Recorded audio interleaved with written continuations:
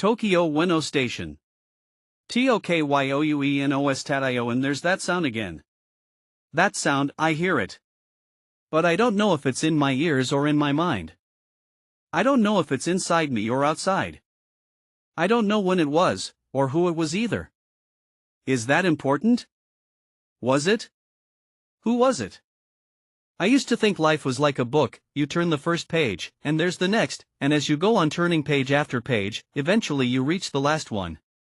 But life is nothing like a story in a book. There may be words, and the pages may be numbered, but there is no plot. There may be an ending, but there is no end. Left behind like a sculpted tree on the vacant land where a rotted house has been torn down. Like the water in a vase after wilted flowers have been removed. Left behind. But then what of me remains here? A sense of tiredness. I was always tired. There was never a time I was not tired. Not when life had its claws in me, and not when I escaped from it. I did not live with intent, I only lived. But that's all over now. I watch slowly, like always. It's not the same scene, but it's similar. Somewhere in this dull scene, there's pain. In this seemingly familiar time, there are moments that hurt. I look closer. There are lots of people. Each and every one different. Each and every one with different minds, different faces, bodies and hearts. I know that, of course. But seen from a distance, they all look just the same, or similar. Each and every face looks like nothing so much as a small pool of water. I'm watching for myself on the day I first set foot on the platform at Ueno Station, in the throng of people waiting for the Yamanote Line inner loop train to arrive. I used to look at my appearance reflected in mirrors, glass panes, and pictures, and I had no confidence in myself. I do not think I was especially ugly, but I never had the kind of looks that would have attracted anyone's attention. My reticence and incompetence troubled me more than my appearance, but worst of all was how unlucky I was. I had no luck. I hear that sound again. Just that sound, like it's blood coursing, like a vivid current flowing. Back then, I heard nothing but that sound, rushing around inside my skull, like there was a hive in my head and hundreds of bees were trying to fly out all at once. It buzzed and burned and hurt. I could think of nothing anymore. My eyelids twitched and trembled as if they were being hit by raindrops. I clenched my fists, all the muscles in my body tensed. It ripped me to shreds, but the sound wouldn't die. I couldn't catch it, and trap it, or lead it far away. I couldn't close my ears to it and I couldn't get away. Ever since then, that sound has lived with me. Lived ** if you go out the ticket gates at Ueno Station's park exit, and look over the road to the thicket of ginkgo trees, you'll always see homeless people there.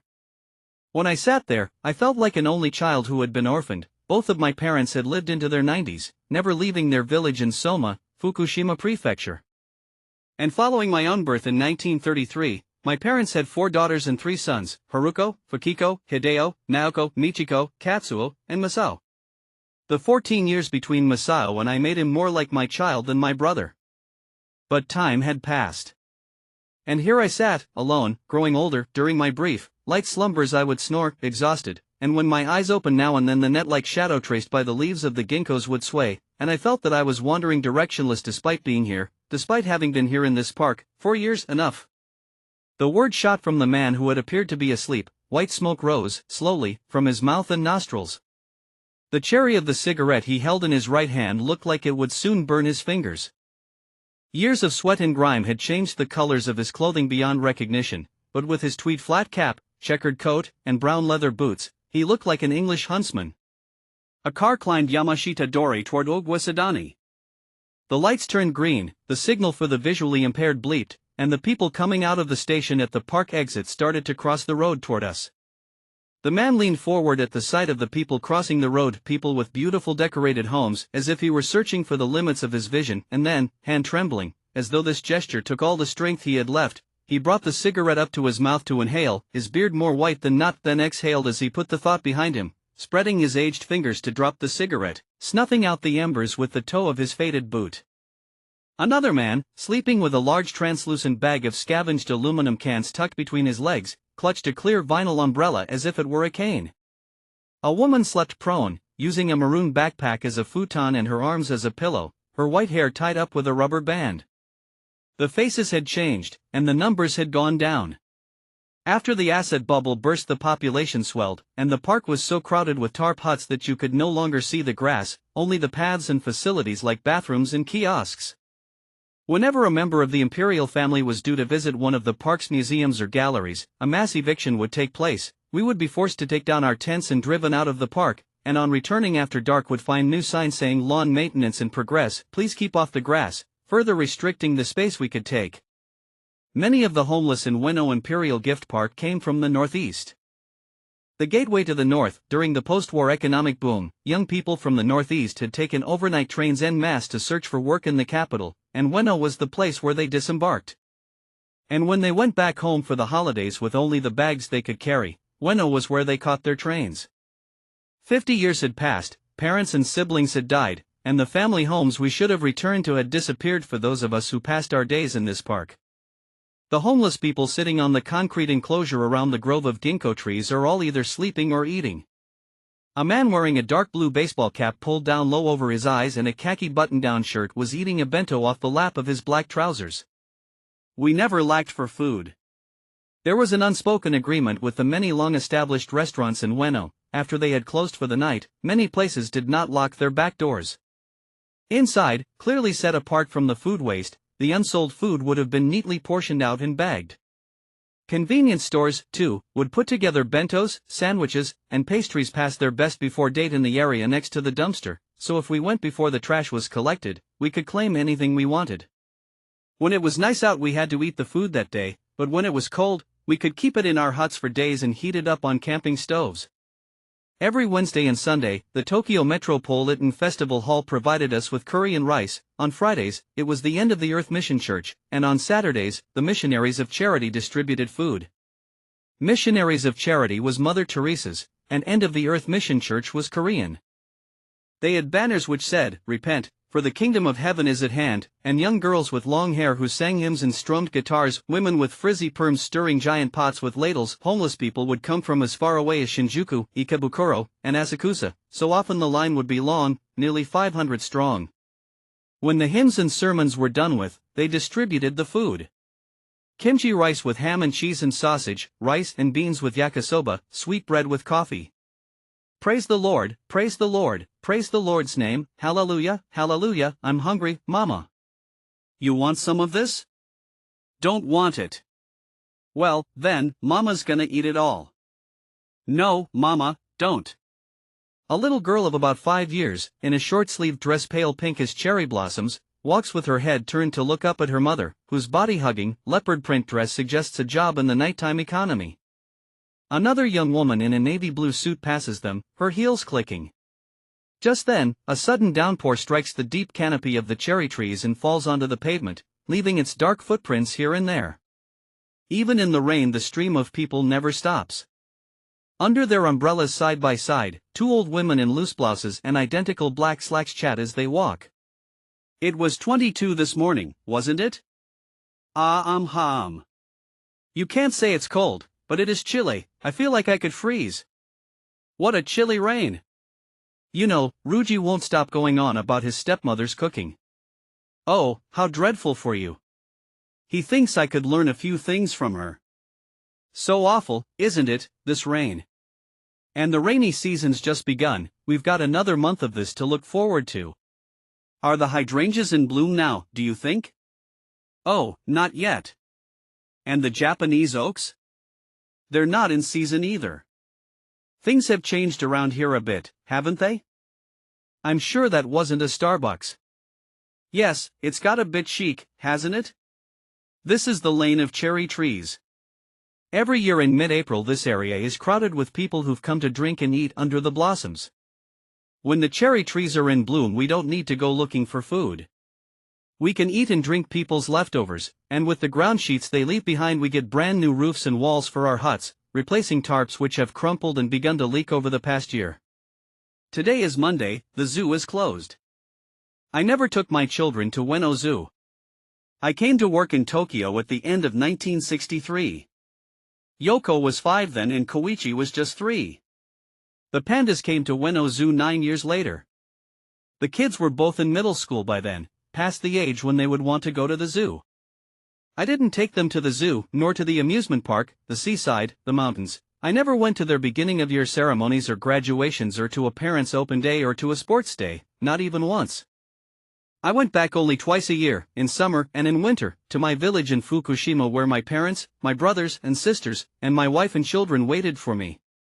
One year when I was able to return a few days before the Bon holidays, there was a festival or something, and I took my children to Haramachi for a day out. Haramachi was only one station from Kashima, but it was the height of summer and it was hot on the train, making me lethargic.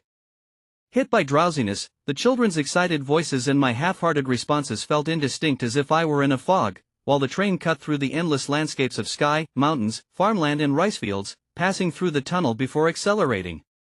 I saw my children's hands, outstretched like geckos, and their foreheads and lips glued to the window, beyond which there was only blue and green. The tang of their sweat filled my nose and for just a few moments I let my head drop. When we got off at Haramachi, the ticket inspector told us that we might be able to take a helicopter ride in Hibarigahara, so I set off down the Hamakedo road with Yoko's hand in my right and Koichi's in my left. Koichi, who saw me too rarely to even miss me and never tried to pull anything or get his way, squeezed my hand. "Daddy, I want to go on the helicopter." I can see his face clearly now in my mind, wanting to say something, opening and closing his mouth several times before he finally spoke and, in the end, turning bright red as if in anger. But I had no money. The helicopter ride cost about 3,000 yen at that time, or over 30,000 in today's money. It was too much. Instead, I bought them each a Matsunaga ice cream, which cost 15 yen then. Yoko brightened up immediately, but Koichi turned his back to me and began to cry, his body shaking with sobs as he watched the helicopter take off, full of boys with wealthy parents. He pawed at his tears with his fists. That day, the sky was as blue as a strip of cloth. I wanted to give him that helicopter ride, but I couldn't afford it, and so I still regret it. And 10 years later, on that awful day, that regret again stabbed my heart. It is still with me now. It never leaves, they never move, the red strokes that spell the words Ueno Zoo like scratches on an arm, nor do the fingers of the children wearing red, blue, and yellow, arms raised over the fence, on the sign for the children's amusement park. Trembling like a solitary reed, I want to talk as much as I can, but I don't know how to go about it. I fumble for a way out, I want to see one so badly, but the darkness does not fall nor does the light shine in. It's over, but it never ends. This constant anguish, sorrow, grief. A gust of wind rustled through the trees, shaking the leaves and sending drops of water falling, though the rain seemed to have stopped. At Sakurajaitai, the little red and white lantern swayed in the wind and a woman in a red apron stood on a stepladder, brushing off the faded pink awning which read, in white letters, Panda Cakes. Seated on the wooden bench in front of the restaurant were two old ladies.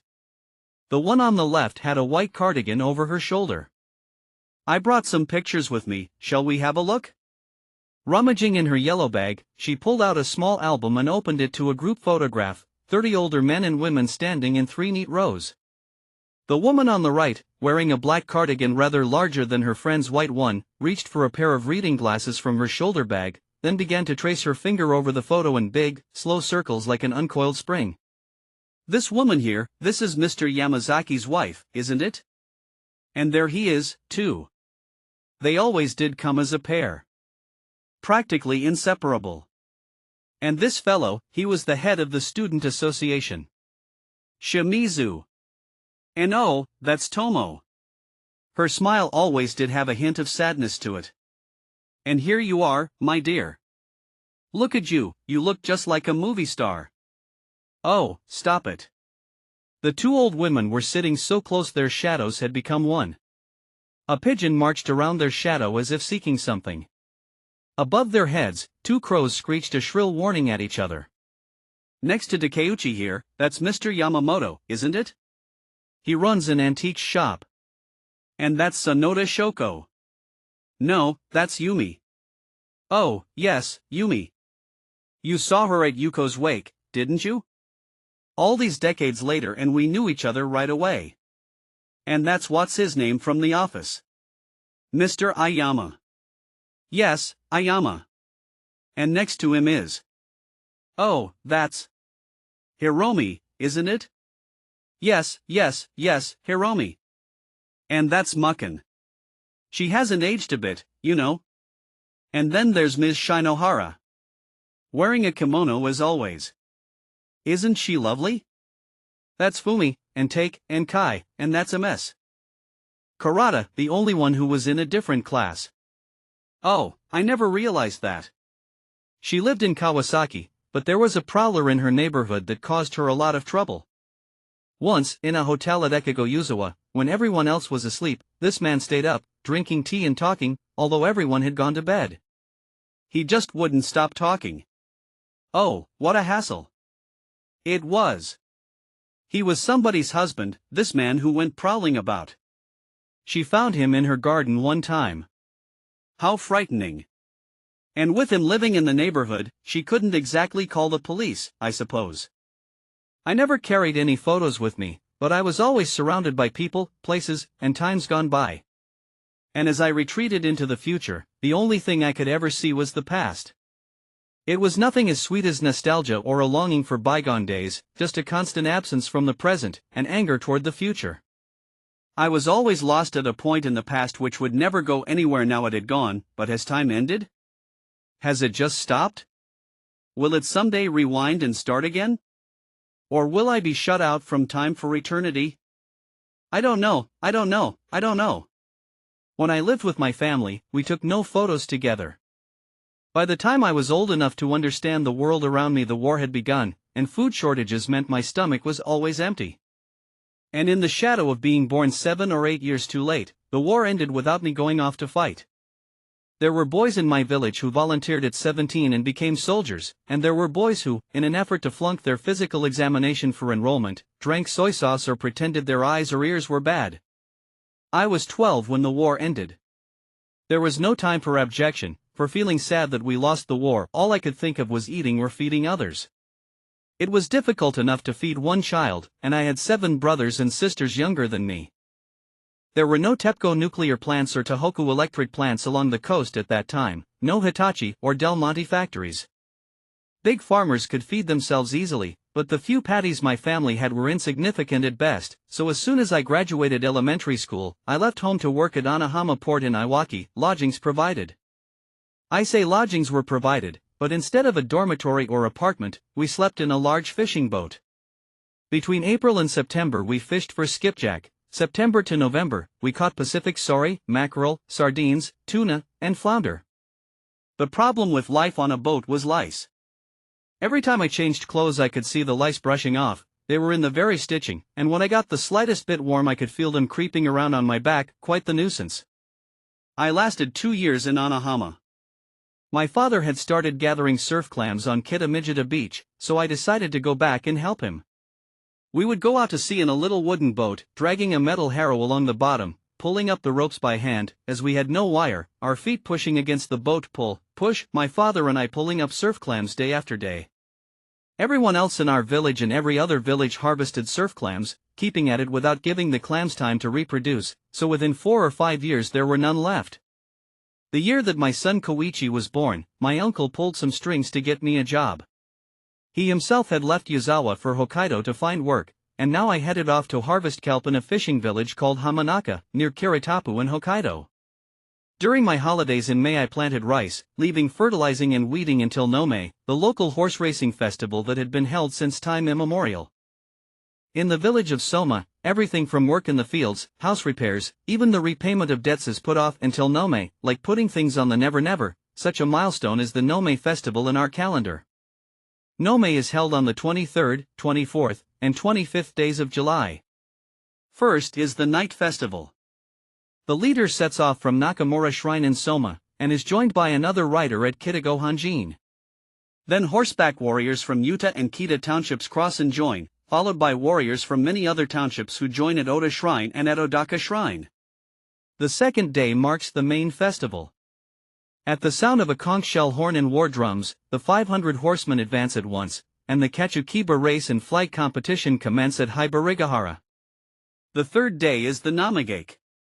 At Odaka Shrine, men clad in white, sporting white headbands, capture wild horses with their bare hands and offer them as part of a religious ritual.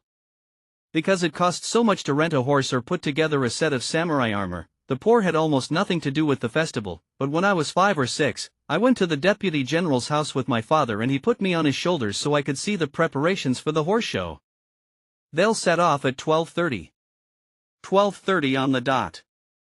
I'll return immediately and let everyone know. Thank you. Could you please tell Kitago Temple to prepare? I will. Sir, I beg your pardon for the unpleasantness involving the horses at Utego Hanjin. I shall return immediately.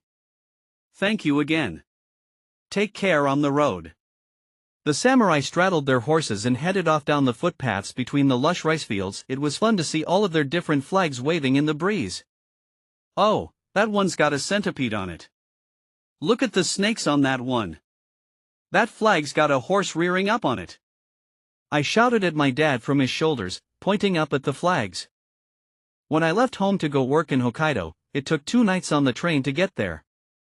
I took the Joban line from Kashima to Sendai, then the Tohoku main line to Aomori. From there, I took the ferry to Hakodate, arriving in the morning. In Hakodate, I boarded the Hakodate main line, needing to cross the Tokachi Mountains and Karakachi Pass, but even with 2 engines the train could barely muster the steam needed to move forward. We alighted with our bags, and still the train could barely gather enough speed to overtake us on the platform. This was the same year as the 9.5 magnitude earthquake in Chile. I remember that 11 people died in Kiritapu from the ensuing tsunami. I was surprised to see household items like blankets hanging from electric poles, and I asked my uncle, who had been living in Hamanaka for a while, did the water really get that high? Really? It did. They say it was about 6 meters. And with the 1952 Tokachioki earthquake, a big tsunami came, cutting Kiritapu off from the mainland and turning it into an island. Originally it had been connected by a bridge, but the tsunami washed the bridge away, he explained. We stood by the seafront, our bodies stiff in the cold. The sea was covered with kelp. It could get to be over 15 meters long, so we dragged a rod behind the boat to gather it to us, then pulled it in by hand. When we returned to port, the kelp was unloaded onto horse-drawn carts, then spread out to dry on the beach, until the whole beach was black with kelp. I did this for 2 months, then returned home in October to harvest rice. This pattern continued for 3 years. I spoke with my father, whose bones had started aching and who wasn't long for agricultural work, about how my brothers were hoping to go away for school and how Yoko and Koichi would be needing more money soon. I decided to go to Tokyo to look for work. The year before the Tokyo Olympics, on the cold morning of December 27, 1963, I left my house while it was still dark, went to Kashima Station, and caught the first Joban Line train at 5:33. It was just past noon when I arrived at Ueno Station. I was embarrassed by my soot-streaked face, pitch black from the smoke of the locomotive after all the tunnels we'd passed through, and I remember my face was reflected over and over in the windows of the train as I walked along the platform, pulling the brim of my hat down then up again. I got a room in a dormitory in Taishido, Setagaya. The dorm was a prefab, and each man had a 6-mat room with a shared toilet and bath. In the mornings and evenings, those of my colleagues who could cook made rice, miso soup, and some simple side dishes, which they shared with me. Because of the heavy labor we had to do, if we didn't eat 2 bowls of rice a day, our bodies would simply have stopped functioning. Nothing so useful as canned meals existed then, and even if they had, I wouldn't have had the money to buy them, so after breakfast I would fill a bowl with rice, put a plate on top, tie it up in a cloth, and take a train to the site. We had an hour's break, so I would buy croquettes or a deep-fried cutlet from the shops near the site to eat with my rice. Our job was constructing athletics facilities, the track and baseball field and tennis and volleyball courts to be used in the Tokyo Olympics. Although this was construction work, I never saw any heavy equipment like bulldozers or diggers, and we laborers down from the countryside wouldn't have been able to wield those machines anyway, so everything was done by human force. We dug the earth with picks and shovels and carried the soil away in handcarts. Many of us were from farming families in Tohoku. Everyone joked about how construction was just like plowing the fields.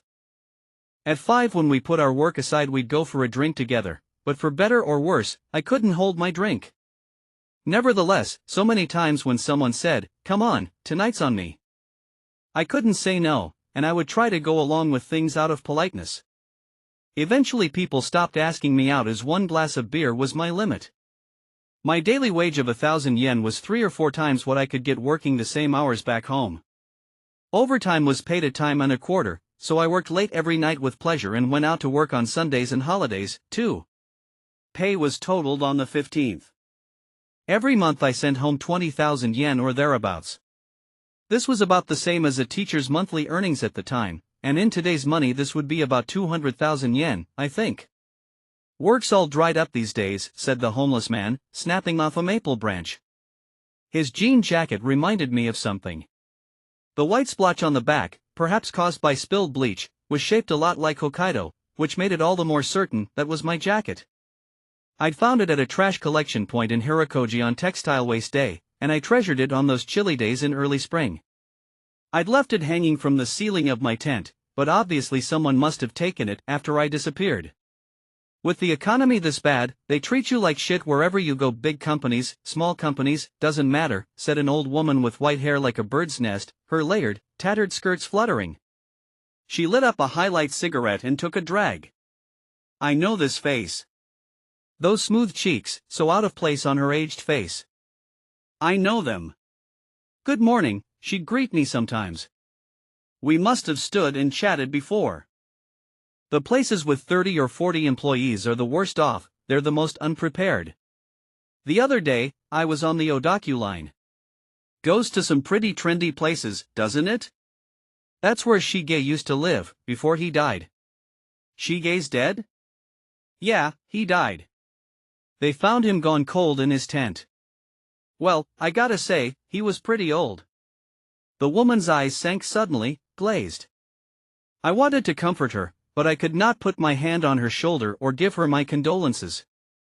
I knew Shige. He was an intellectual. He was always reading discarded newspapers, magazines, and books. I think he must have once had a job where he used his head. One day someone threw a kitten into his tent, and he used the money he made selling cans to get it neutered. He named it Emile and doted on him.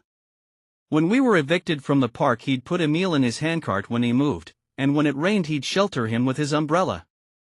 And Shige's the one who told me about the hall with the face of the Buddha built by a priest from Kanei-ji Temple, on the hill on the other side of the time bell, which had been built to mark time for the people of Edo at 5 in the morning and evening, and at noon. The giant Buddha lost its head 4 times, 3 times in earthquakes and once in a fire, which really is too tragic. The first time it fell off was in 1647, and since it would have been a shame to leave it that way, the monks went all around Edo one day asking for alms to fund the repairs. Nobody gave them a thing. But as the sun was beginning to set on their way home, a beggar approached and put some small change in their alms bowl.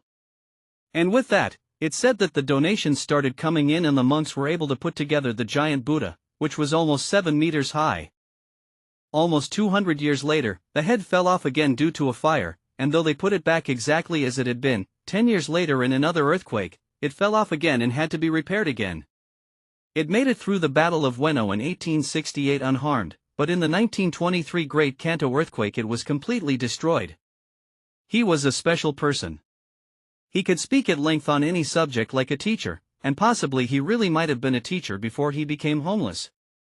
On that particular day, I had been telling Shige about a radio tower. It was so famous in Hamadori, the area that I came from, that it was almost synonymous with Haramachi, and it was a symbol of the town until it was demolished in 1982. Its construction was completed in 1921, and 2 years later it sent the telegraph that informed the entire world of the 1923 Great Kanto earthquake, major earthquake noon today in Yokohama, followed by major fire, whole city in flames, unknown number dead, all transport and communication facilities destroyed. Then Shige told me that though the surrounding area had been set ablaze, Ueno Park had not burned, largely due to the water in Shinabazu Pond. The Matsuzakiya department store opposite the park was completely destroyed. Local residents, and even people from as far as Nyanbashi and Kyobashi flooded into the park, seeking refuge from the flames. Some had brought everything they owned in large handcarts hoping to return to their families in the countryside. So many flooded in that they blocked the roads around the station, as well as the tracks, so no trains could move. The base of the statue of Seigo Takamori was plastered with notes from those seeking missing friends and family members, of which there were many. Emperor Hirohito, then the imperial prince, came in military uniform to inspect the park. He saw how incredibly important this park, crowded with victims, was in times of disaster. In January 1924, the reigning emperor presented the park to the city as a New Year's gift. Thus, it has the official name of Ueno Imperial Gift Park. As he spoke, he looked tenderly at Emil, who lay on his side in the grass with both eyes closed, the end of his long tail twitching. I never told Shige that I had once seen Emperor Hirohito up close.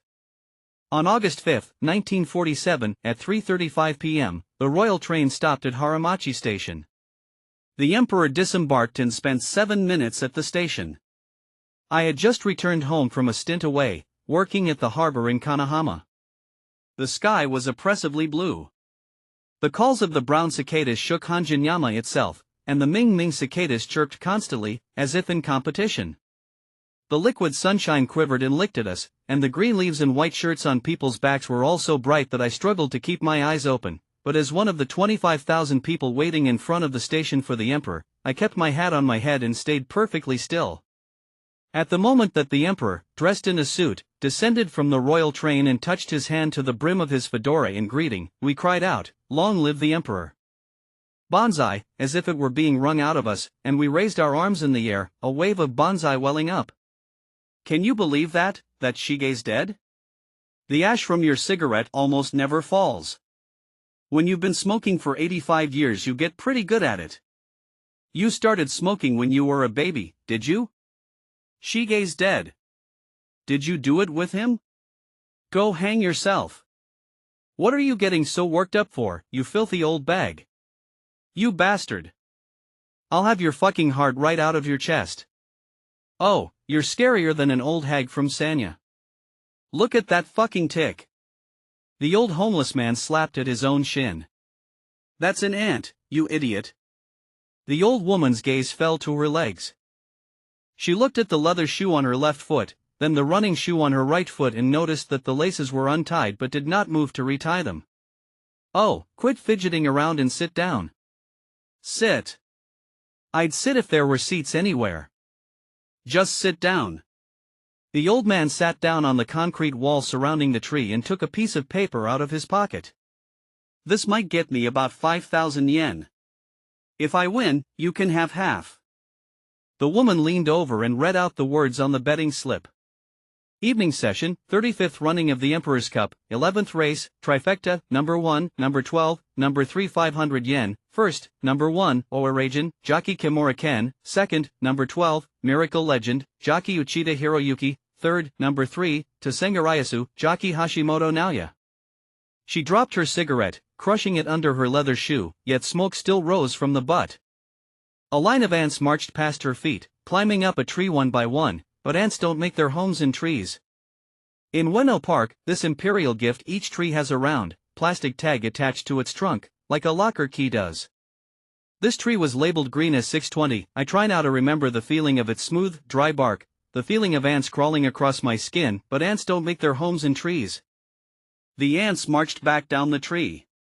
They went down the asphalt slope speckled with pigeon droppings and headed toward a group of huts, surrounded by metal panels with pictures of trees on them and hidden by a blue tarp with a design of white clouds rigged up over the metal paneling. A radio in one of the huts was tuned into a debate in the national diet. The government is fully aware that many citizens have complex feelings regarding the accident in March last year, and we know that we must act responsibly on this issue dividing the nation, which is why the government intends to provide a full explanation in due time.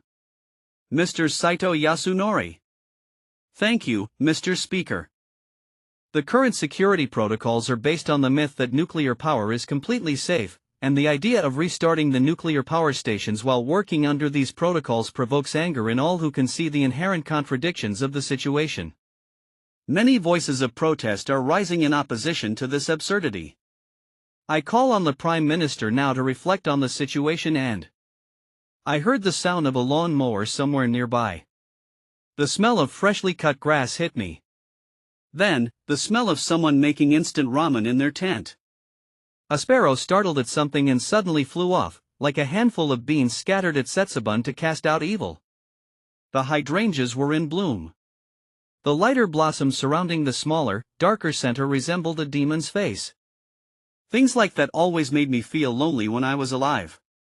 Now, noises, colors, and smells are all mixed up, gradually fading away, shrinking. I feel if I put out my finger to touch it, everything will disappear, but I have no fingers to touch with. I can no longer touch, not even one hand to the other in prayer. If I don't exist, I can't disappear either. Raindrops suddenly began to fall, wetting the roofs of the huts. They fall regularly, like the weight of life or of time.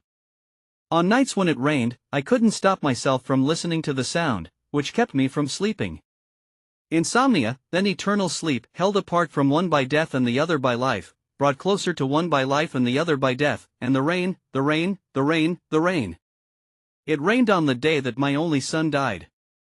It was the 23rd of February, 1960. I heard the announcer read the news exultantly over the radio. Not long after, they broadcast the sounds of the cheering crowds gathered in front of Nijibashi Bridge and the Toga Palace, red and white lanterns in their hands, beating drums, singing the national anthem, and chanting, "Long live the Emperor." The fireworks continued to explode outside, 20 or 30 times, I think, and then they started going off over by Kashima Town Hall, boom, boom, boom. Setsuko had gone into labor the morning of the day before. It was a horrible labor, unlike the birth of our daughter Yoko 2 years before. She was in agony for nearly an entire day, and my mother told her over and over again in our dialect, "It happens, honey, everything's gonna be fine, the baby will be here before night falls," but her voice began to tremble and the anxiety became apparent in her eyes. At the end of the second day, Setsuko was writhing in pain, her crimson face framing gritted teeth. I went to her parents' house in the same village for advice, and they told me to go and fetch Amano Toshi, a reputable midwife in Kashima. I went back to my parents' house to tell them I was going to go fetch a midwife. My mother said nothing, my father's face was grave. On the radio, a different announcer revealed that the imperial prince had just met his son for the first time. Congratulations to His Majesty the Crown Prince, and to Her Majesty the Crown Princess. The people of this nation rejoice at the sight of the young prince, their voices crying passionately for his long life. We give our sincere congratulations. I saw in the dim reflection of the windowpane in the darkened room that I was the only one crying. I knew that we did not have enough to pay the midwife and that there was no time to borrow the money, not that anyone would have lent it anyway.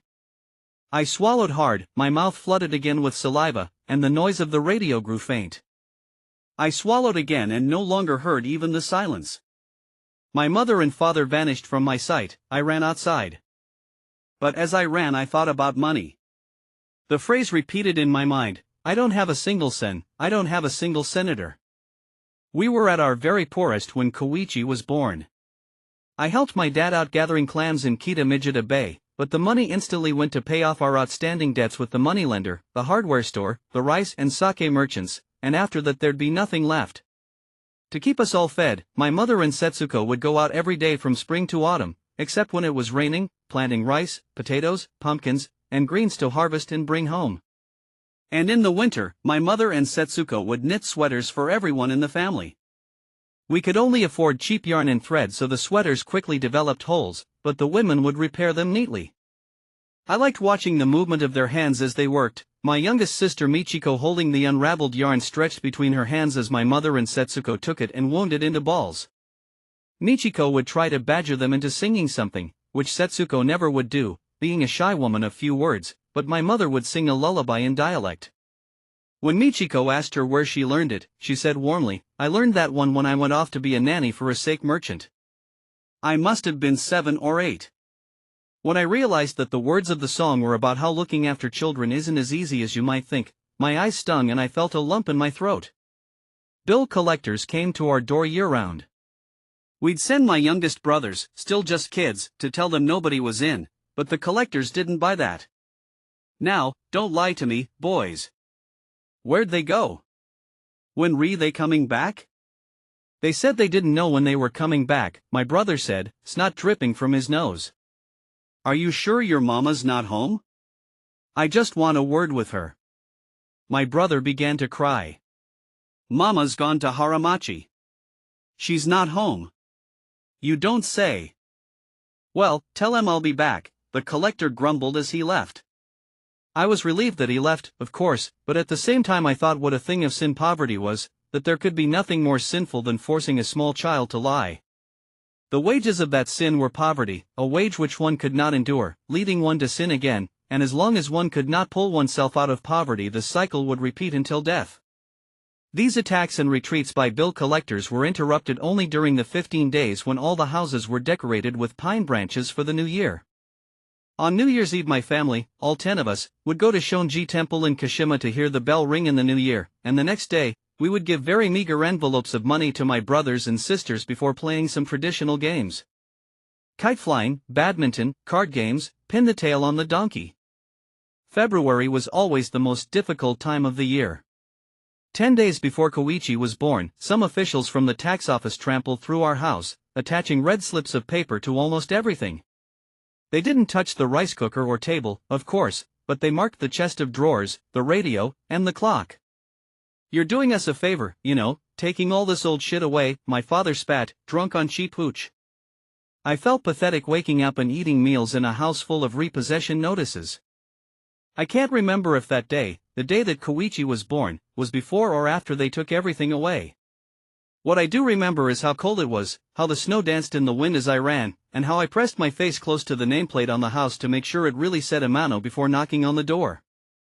I remember that I did not ask how much it would cost and that she didn't say anything about money either. I remember the white cap that she put on when she entered our house, her white apron, the black trumpet-shaped stethoscope she put to Setsuko's big belly. I remember listening to the radio in the living room while I waited, hearing a cry and then, her voice as she told me, "It's a boy, congratulations." And born the same day as the prince, what a blessing. I leaned to look at the futon and saw Setsuko cradling a baby to her chest. He had already begun to nurse. But the first thing I saw was not the baby, it was Setsuko's arm, bent like a sickle, muscles defined and skin tanned from working in the fields. The midwife, who had spoken in standard Japanese all this time, repeated her congratulations in our dialect, and Setsuko laughed, her whole body shaking with laughter, which made her grimace with pain. She let go of the baby and put her hands to her face, which was covered with sweat despite the cold, and then smiled again. Her smile broke the tension, and I dared then to look at the baby's face. I was a father looking down at his son for the first time, and yet I felt like a baby looking up at his mother's face. Suddenly, I wanted to cry. As he was born on the same day as the Crown Prince's first son, I decided that we would call him Koichi, borrowing the first character of the prince's name for the first of his own. The smell must be awful, though. Well, I keep it in the entrance hall. That doesn't mean it doesn't smell. True. But I'm used to it now. I've almost forgotten it's there. The woman, in her mid-30s, held a soda bottle in one hand and the leads for 3 toy poodles in the other, as she spoke to a slightly plump woman around the same age. The white dog had a red lead, the gray one a pink lead, and the brown one a blue lead. "It must be expensive to feed 3 dogs," said the plump woman. "What do you give them?" "I cook up a mix of rice and chicken tenders or lean beef in a big pot, and when they get hungry, I heat some up and give it to them. But they can get sick if they don't get enough vegetables, so I throw in some radish or carrot, or some lettuce. Anyway, I give them a lot of greens. I swear, they eat better than people. Honestly. I mean, all I need is a bread roll." "Do bread rolls still exist? Like the kind you get in a cafeteria?" "I found some in a little bakery on a back street." The clip-clop of their shoes rang out. When one of them stepped on a fallen leaf, there was a rustling sound, too. I can no longer hear sounds or voices with my ears. But I feel like I'm listening closely. I can't watch people anymore, either. But I feel like I'm watching intently. And I can't speak about what I hear or see anymore. But I can talk to people. The people in my memories, whether they're alive or dead. Almost time for the morning glory market, isn't it? It's Friday and Saturday the week after next. Kototoi Street is going to be absolutely wild. I heard there's going to be about 100 stalls. A group of elderly people in baseball caps and straw hats gather around an art student, sitting on a little stool on the pavement, painting a watercolor of a tree. They all have their hands stuck in their pockets or linked behind their backs, or their arms folded over their chests. Nobody is carrying an umbrella. The pavement is dry. Today is going to be one of those days where it rains on and off. Today. One day. It was raining that day. I kept my head down to keep the cold rain off my face, looking down as the water bounced off the pavement around my wet shoes like oil popping in a frying pan, the rain beating down on me, my shoulders hunched, walking in the rain. All the girls are going to be wearing summer kimonos with morning glory patterns. Girls these days don't wear kimonos. But they do. It's such a pretty sight. Every year, I buy 2 plants and I think they're going to bloom, but then I have to practically convince them to do it.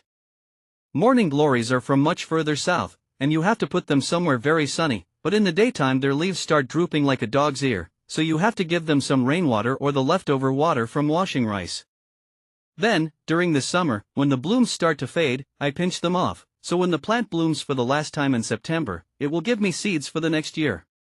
A cyclist stopped by the side of the road. They stopped right in front of the statue of Times Forgotten, the memorial to the victims of the firebombing of Tokyo. So perhaps it was someone who'd lost family then. One night, while we were queuing to buy tickets for a scalper, Shige told me about it. The American firebombing of Tokyo began at 8 minutes past midnight on the 10th of March, 1945. Over 300 B-29s flying at low altitude dropped 1,700 incendiary bombs on the most densely populated, working-class part of the city. A fierce north wind was blowing that night, which soon turned the fire into a tsunami of flames, engulfing the streets. The highest death toll was reportedly at Kotoroi Bridge, where people living on either side of the river had assumed safety lay across the water. People ran with children in their arms or on their backs, they escaped on bicycles, pushed carts full of their most treasured possessions or elderly family members. Then the flames from the Asakusa side of the river started to leap, and those who were on fire tried to cross to the other side. By morning, the bridge was covered with burned bodies. 7,000 people were temporarily buried in Sumida Park, on both sides of the river, and 7,800 were brought to Ueno Park and buried here. In just 2 hours that night, over 100,000 people lost their lives, but there's not a single public monument to them anywhere in the city, nothing like the peace parks in Hiroshima and Nagasaki. Next to the bicycle in front of the statue of Times Forgotten, a skinny man in his 60s bobbed down, checking his reflection in the bike's mirror as he shaved. Using a large pair of gardening shears, he scraped at his beard. He looked trim in his black t-shirt and white trousers, but the tent, saucepan, umbrella, and flip-flops piled onto the bike's luggage rack, in addition to the wet clothes and towel pinned to the basket, suggested that this man was homeless after all. Was he shaving because he found some work as a day laborer? At his age, engineering or construction work was out of the question, but one could possibly earn 1,000 yen a day cleaning office buildings on Saturdays, mopping the hallways and lobbies from the first floor to the 10th, waxing them once dry. The statue of Times Forgotten depicts a woman carrying a baby boy in her right arm while her left hand rests on the shoulder of a little girl. The little girl is looking up and pointing at the sky to the right, and the baby looks up to the right, too, but the mother faces straight ahead. As we waited in line for the ticket office to open, Shige told me more about the firebombing of Tokyo. Unlike when he told me about other places in Ueno Park, like the Great Buddha or the Shimizu Kannon Temple, he spoke as if he were desperately trying to chase away the fear and sadness he was grappling with, and I wondered if he, as a survivor of the bombardment, had come upon the corpse of someone from his own family here. Perhaps he had made his life here in the park, in a tent, as a result. But it was winter, I was cold, and my lips were so dry that I could barely speak, and I didn't want to attempt to find out whether my guess about Shige was right. The 10th of March was Armed Forces Day, and the next day was a Sunday, so many of the children who had been sent away from their homes to stay in the countryside, sleeping in temples or hotels, had come back to the city on the 9th for the holiday weekend. Many of the bodies found in Ueno Park were the burned, blackened corpses of parents and children, still clinging to each other. Each time I saw the statue of Times Forgotten, I felt like I was being forced to face those times gone by. Yoko and Koichi were only 2 years apart, so there must have been a time when they looked just like this. I was never home because I was away working, so I didn't take any pictures of the children. I never had my own camera, either. I have only one picture of Koichi, a tiny photo of him from his student card when he was at technical school learning to be a radiographer. When we had it enlarged for his funeral, his face was blurry, as if he were behind frosted glass. Like it was someone else completely. But it really was Koichi that died. After the Tokyo Olympics ended, the wave of urbanization reached the Tohoku region in Hokkaido, bringing with it public works projects such as building new highways, railways, parks, and riverbank protection structures, as well as the construction of schools, hospitals, libraries, and other public facilities. When Tanikawa Athletics Company Limited, the company I worked for, opened up a branch office in Sendai, I was transferred there to work on site at construction projects, building baseball stadiums, tennis courts and other athletic facilities. That day it had rained since I awoke. I was digging out the future site of Sukagawa City Hall's tennis court with a pickaxe. When I returned to my room that night, I had a call from work. "Mr. Mori, your wife called to tell you that your son is dead," they said.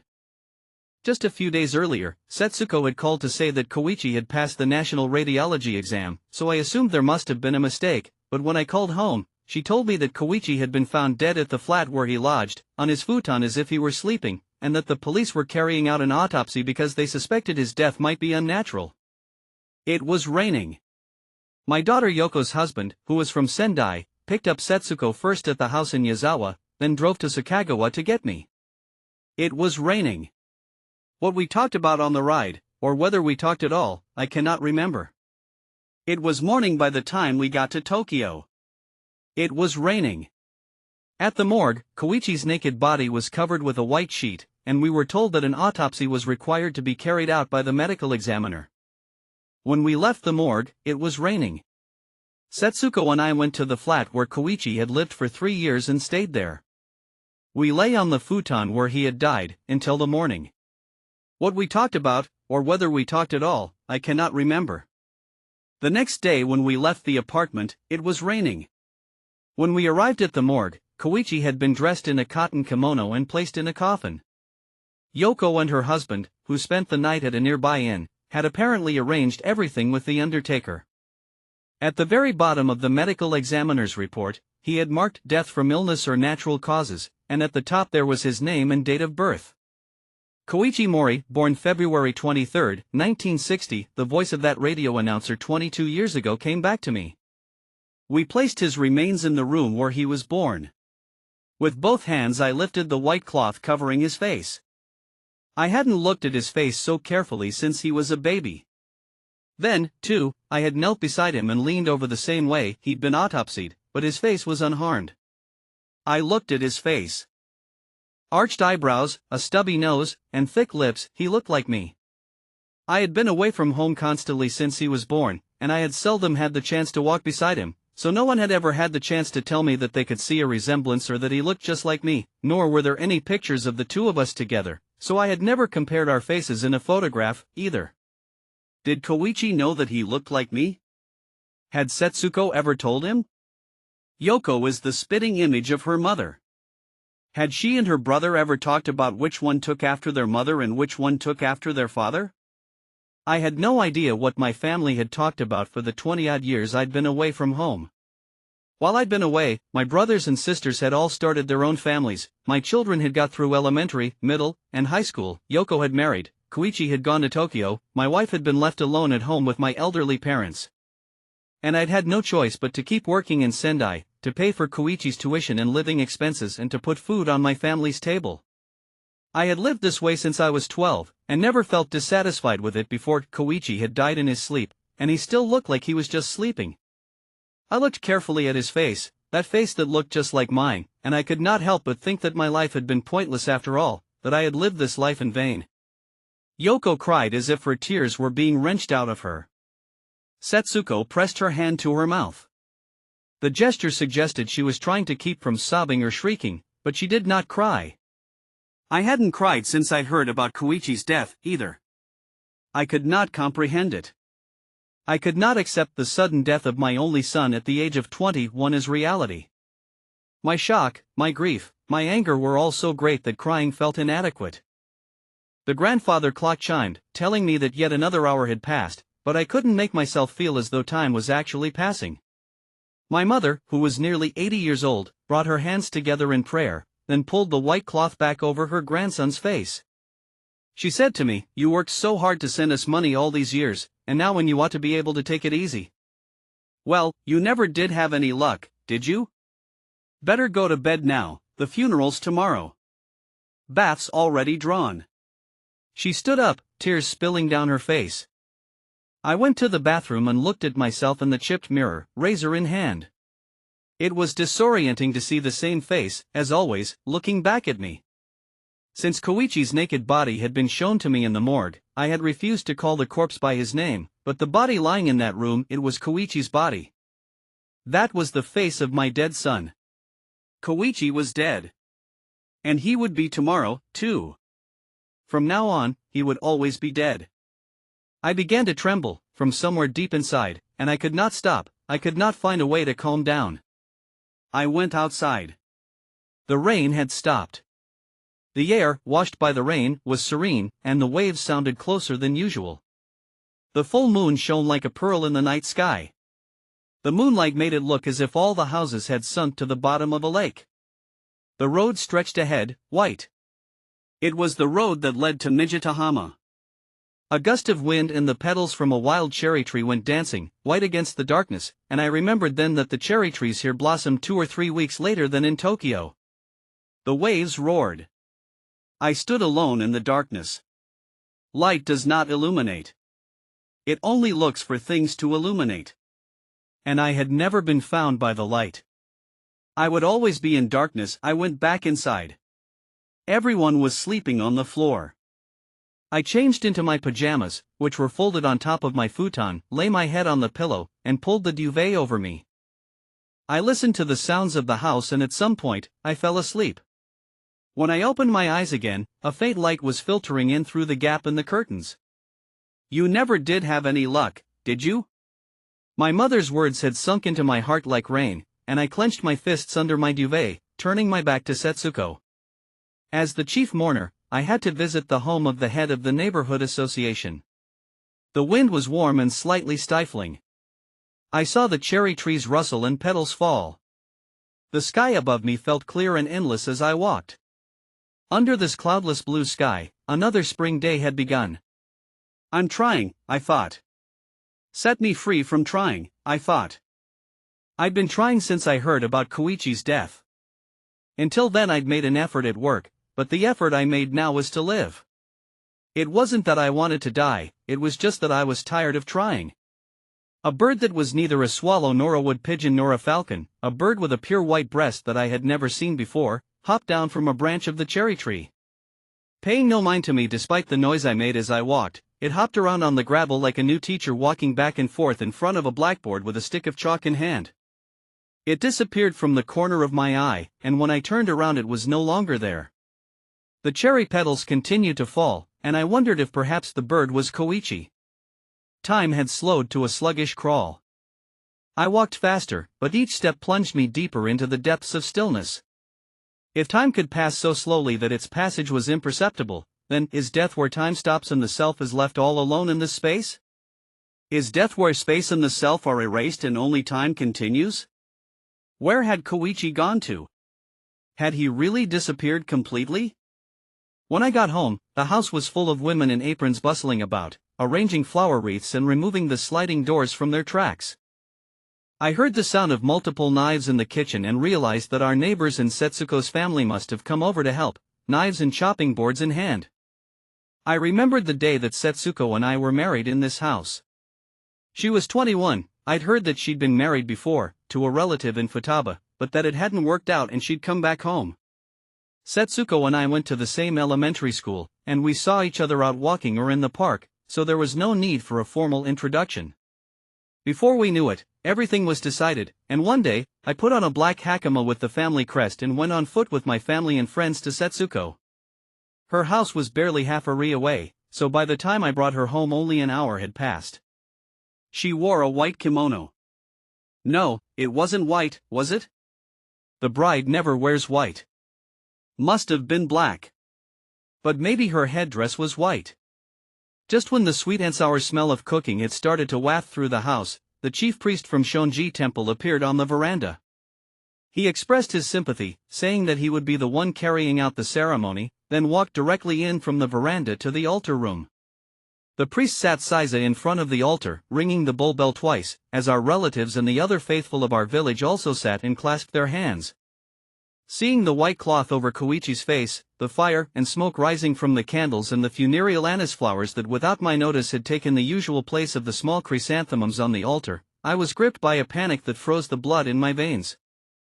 I, Ananda, heard the following from the Buddha, Shakyamuni. At one time Shakyamuni was at the Jetavana in Sravasti. As many as 1,250 people there assembled, and they were especially eminent monks, among them the elders Shariputra, Mahamajjalayana, Mahakashyapa. I closed my eyes and took a breath, trying to focus on the Amida Sutra, but the palpitations were so strong, I thought I might vomit, a mass of blood threatening to rise from the bottom of my throat at any moment. Namo Amida Butsu, Namo Amida Butsu, Namo Amida Butsu. I heard my mother just next to my right ear chanting the Nembutsu, and I tried to sing the hymns with the others. As breathless as if I had just run a mile, I could not make a sound come out of my mouth for several minutes. My clasped hands felt cold and stiff.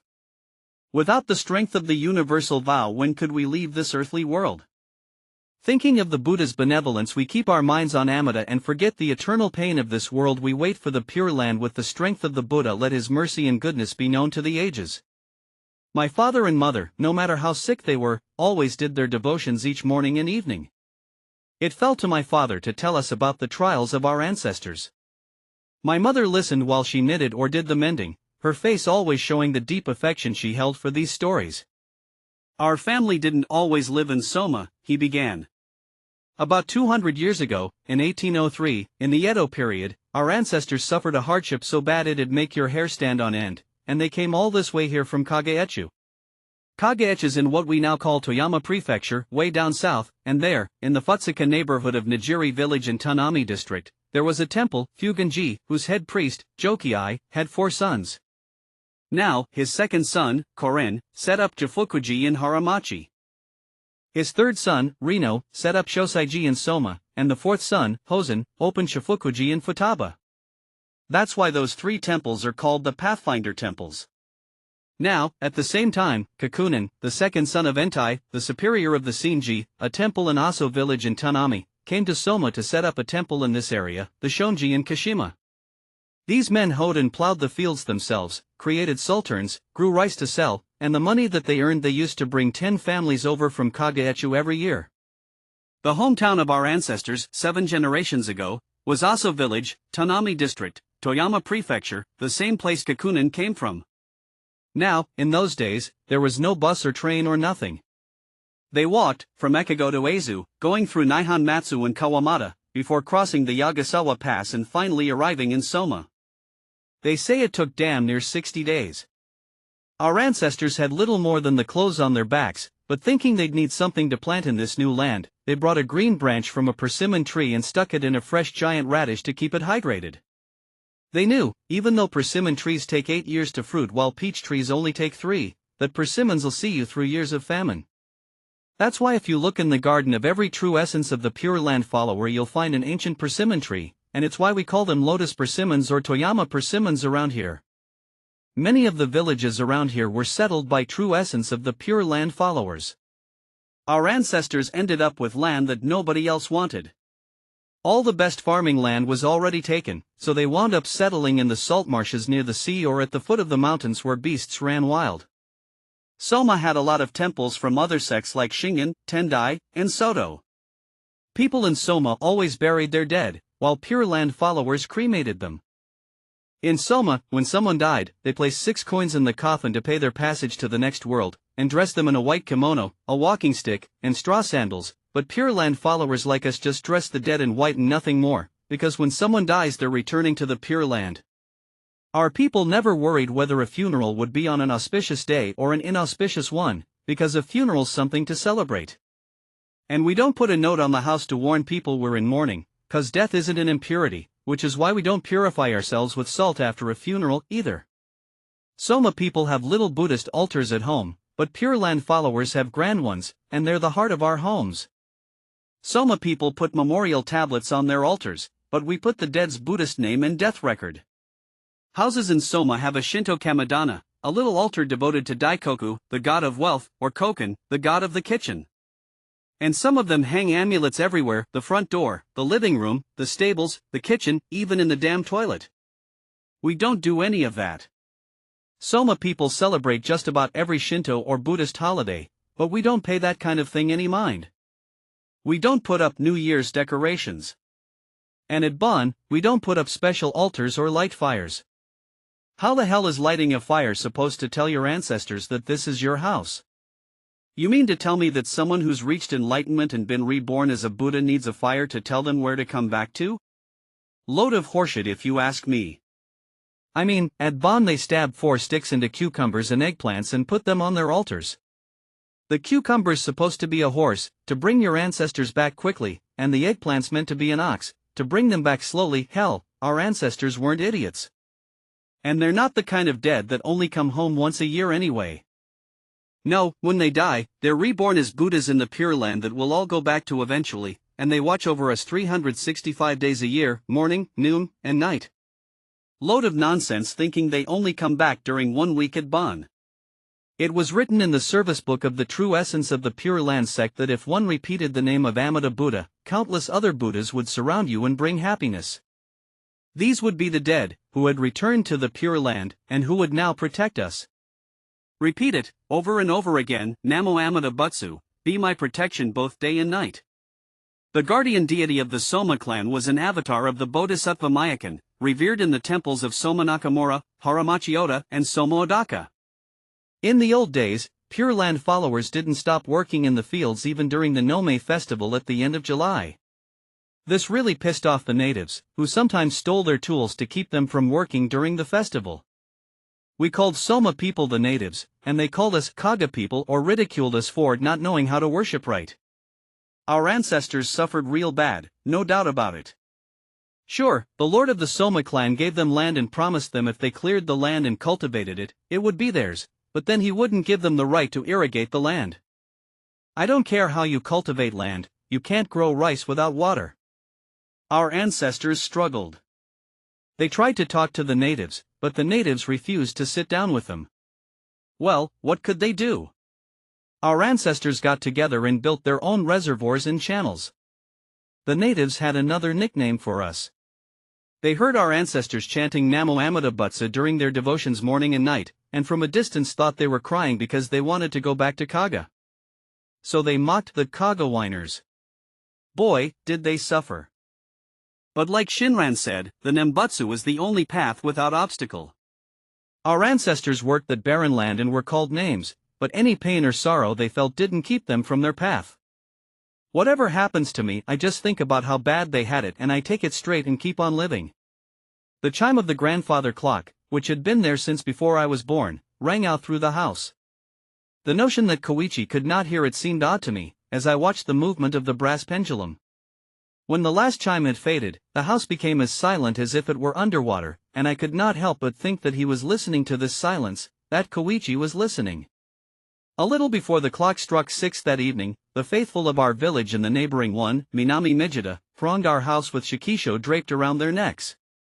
They sat in front of the altar with the head priest from Shonji and chanted, Namo Amida Butsu. After the wake, 3 low tables for the post-wake meal were set up between the living room and the altar room, now one large room with the sliding doors removed. My father told me what I needed to say as the chief mourner. I repeated his exact words to those who had come to pay their respects. Thank you all very much for coming to the wake for my son, Koichi, who died on the 31st of March in his flat in Tokyo at the age of 21. I would like to invite you to share this simple meal that we have prepared, and to share your memories of Koichi, too. The funeral will be held tomorrow at noon. Thank you for your support at this time. I sat down with the chief priest, and Setsuko's relatives and our neighbors brought out vegetarian Buddhist dishes, burdock salad, vegetable stew, tofu salad, wild vegetable tempura, and pickles, as well as tableware. As the chief mourner, I walked around with a bottle of sake in both hands, filling up the glasses of those present. But he was only 21, right? And he died so suddenly. Guess you never know what'll happen. What can you really say? I just can't believe it, that Koichi's. How awful. Keep it together. Wasn't that long ago your wife told me he'd gone off to Tokyo and passed the national radiology exam? I was so proud, I said he had a bright future ahead of him. It's such a shame. Poor kiddo. Osamu, the Maeda's boy from 3 doors down, had a young woman by his side. "It happened so suddenly," he said, eyes downcast. "Is this your wife?" I asked. "Yes, this is Akiko. We got married earlier this year."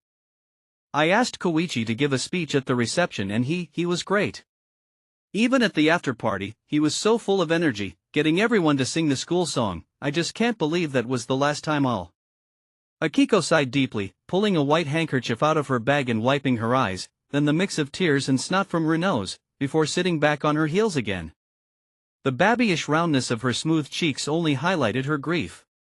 Koichi and I were in the same class all the way from elementary to high school, and at roll call, his name came right after mine, Maeda, then Mori, always one after the other.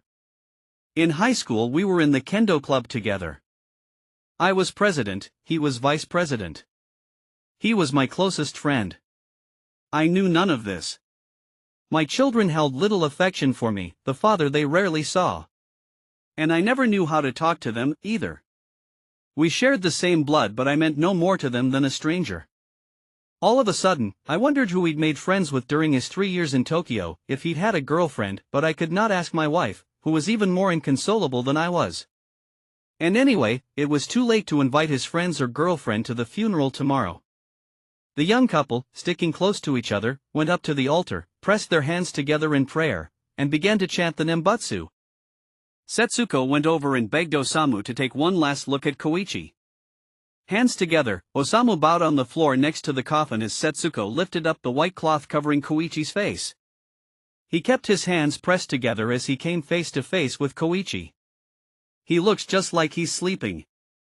I can't believe he's gone," he said, praying again before going back to his wife's side. As I poured more sake into Osamu's glass, I realized that I'd never had a drink with Koichi, and now I couldn't even dream of it. Then something swept into the corner of my eye. It was the bird, the one that I'd seen on my way to my neighbor's house in the morning, the white-breasted bird. It really was Koichi after all, but those thoughts may have only come to me after people poured me a few glasses of sake and I was quite drunk. Did Koichi go to the Pure Land? I heard Setsuko ask the priest, as if she were moaning in pain. I hadn't noticed that she had sat down next to the priest. In the teachings of the true essence of the Pure Land, we use the phrase to pass over instead of to die, because one is reborn as a Buddha and there is nothing to be saddened by, he began. Amida Buddha is the Buddha who has sworn to bring all to salvation. Amida Buddha has said that he will bring us to salvation if we simply repeat the Nembutsu. Salvation means being reborn in the Pure Land as a Buddha who has attained enlightenment, and being reborn as a Buddha means being reborn on the side of those who offered us salvation. And the dead come back as bodhisattvas, a rank lower than Amida Buddha, to bring salvation to all of us who suffer in this earthly realm, in Amida Buddha's place. This is why we should not think of death as an ending. Those who have passed on are with us, guiding us, when we say the Nembutsu. Neither this wake, nor tomorrow's funeral, nor the service 49 days after his death are meant to pray for the repose of the deceased, to console or mourn them. No, we are here to express our gratitude for the connection that the deceased gives us to the Buddha. It's the same with the ceremony in a year's time. In a year, we will thank the deceased for connecting us to the Buddha, and we will ask him to continue keeping watch over us until the day we can return to the Pure Land and find him. I could see the tension in Setsuko's hands, resting on her lap. Her fingers seemed to be trying to catch something, but Koichi just turned 20. He died all alone in his apartment in Tokyo, with nobody with him. The death certificate says he died of illness or natural causes, but the thing is, I don't know how he died, or when he died. It's so painful. Did he call out for me? The 30 mourners in the room fell silent, and the grandfather clock struck 7, as if in agreement with the silence. It was like seeing the invisible hands of time stand still. The chief priest's voice broke the silence gently. Humanity's worst impulse is to imagine those final moments. Those of us left behind wonder whether it was a good death, or a bad death. The judgment as to what kind of deaths are good or bad is entirely our own. In Eizu there is a statue of Kannon, the Bodhisattva of mercy, dedicated to sudden deaths. It originates from when a son went to the temple asking for his parents to pass on without suffering. These days, it is no longer sons and daughters who go there but parents. Old men and women pray that they die suddenly so they don't become a burden to their families. When they pass on a few years later from a cardiac arrest, their sons or daughters will always say that their parents had the best of it, that they went on to the Pure Land without becoming a burden to anyone, that there is no more perfect way to die, that they would like to go that way, too. And of course, they say that this is a good death. But once the services on the 7th day, the 49th day, the 100th day, and the 1-year anniversary have passed, they start saying, I wish I'd had one more week with them, just 3 or 4 days more, even, to hold their hand, to talk with them. They come to think that perhaps a sudden death may not be such a good death after all. Nothing has changed about the death, only their judgment. So I cannot tell you what a good death looks like. Amida Buddha committed himself while Koichi was alive to lead him back to the Pure Land, no matter how he died, and to return Koichi to us as a bodhisattva, he concluded. Setsuko began to tremble. And now that he's a bodhisattva, can I talk to him? Just one more time? If you repeat Namu Amida Butsu. Setsuko took a deep breath and tried with her right hand to calm the trembling of her left, but she collapsed on the tatami, weeping. Yoko, sitting Seiza in front of the pillar, sobbed even harder. I wasn't crying. My face was frozen, as though I'd been slapped, and my mouth was so stiff it hurt. Morning came. It was the 5th morning since Koichi had died.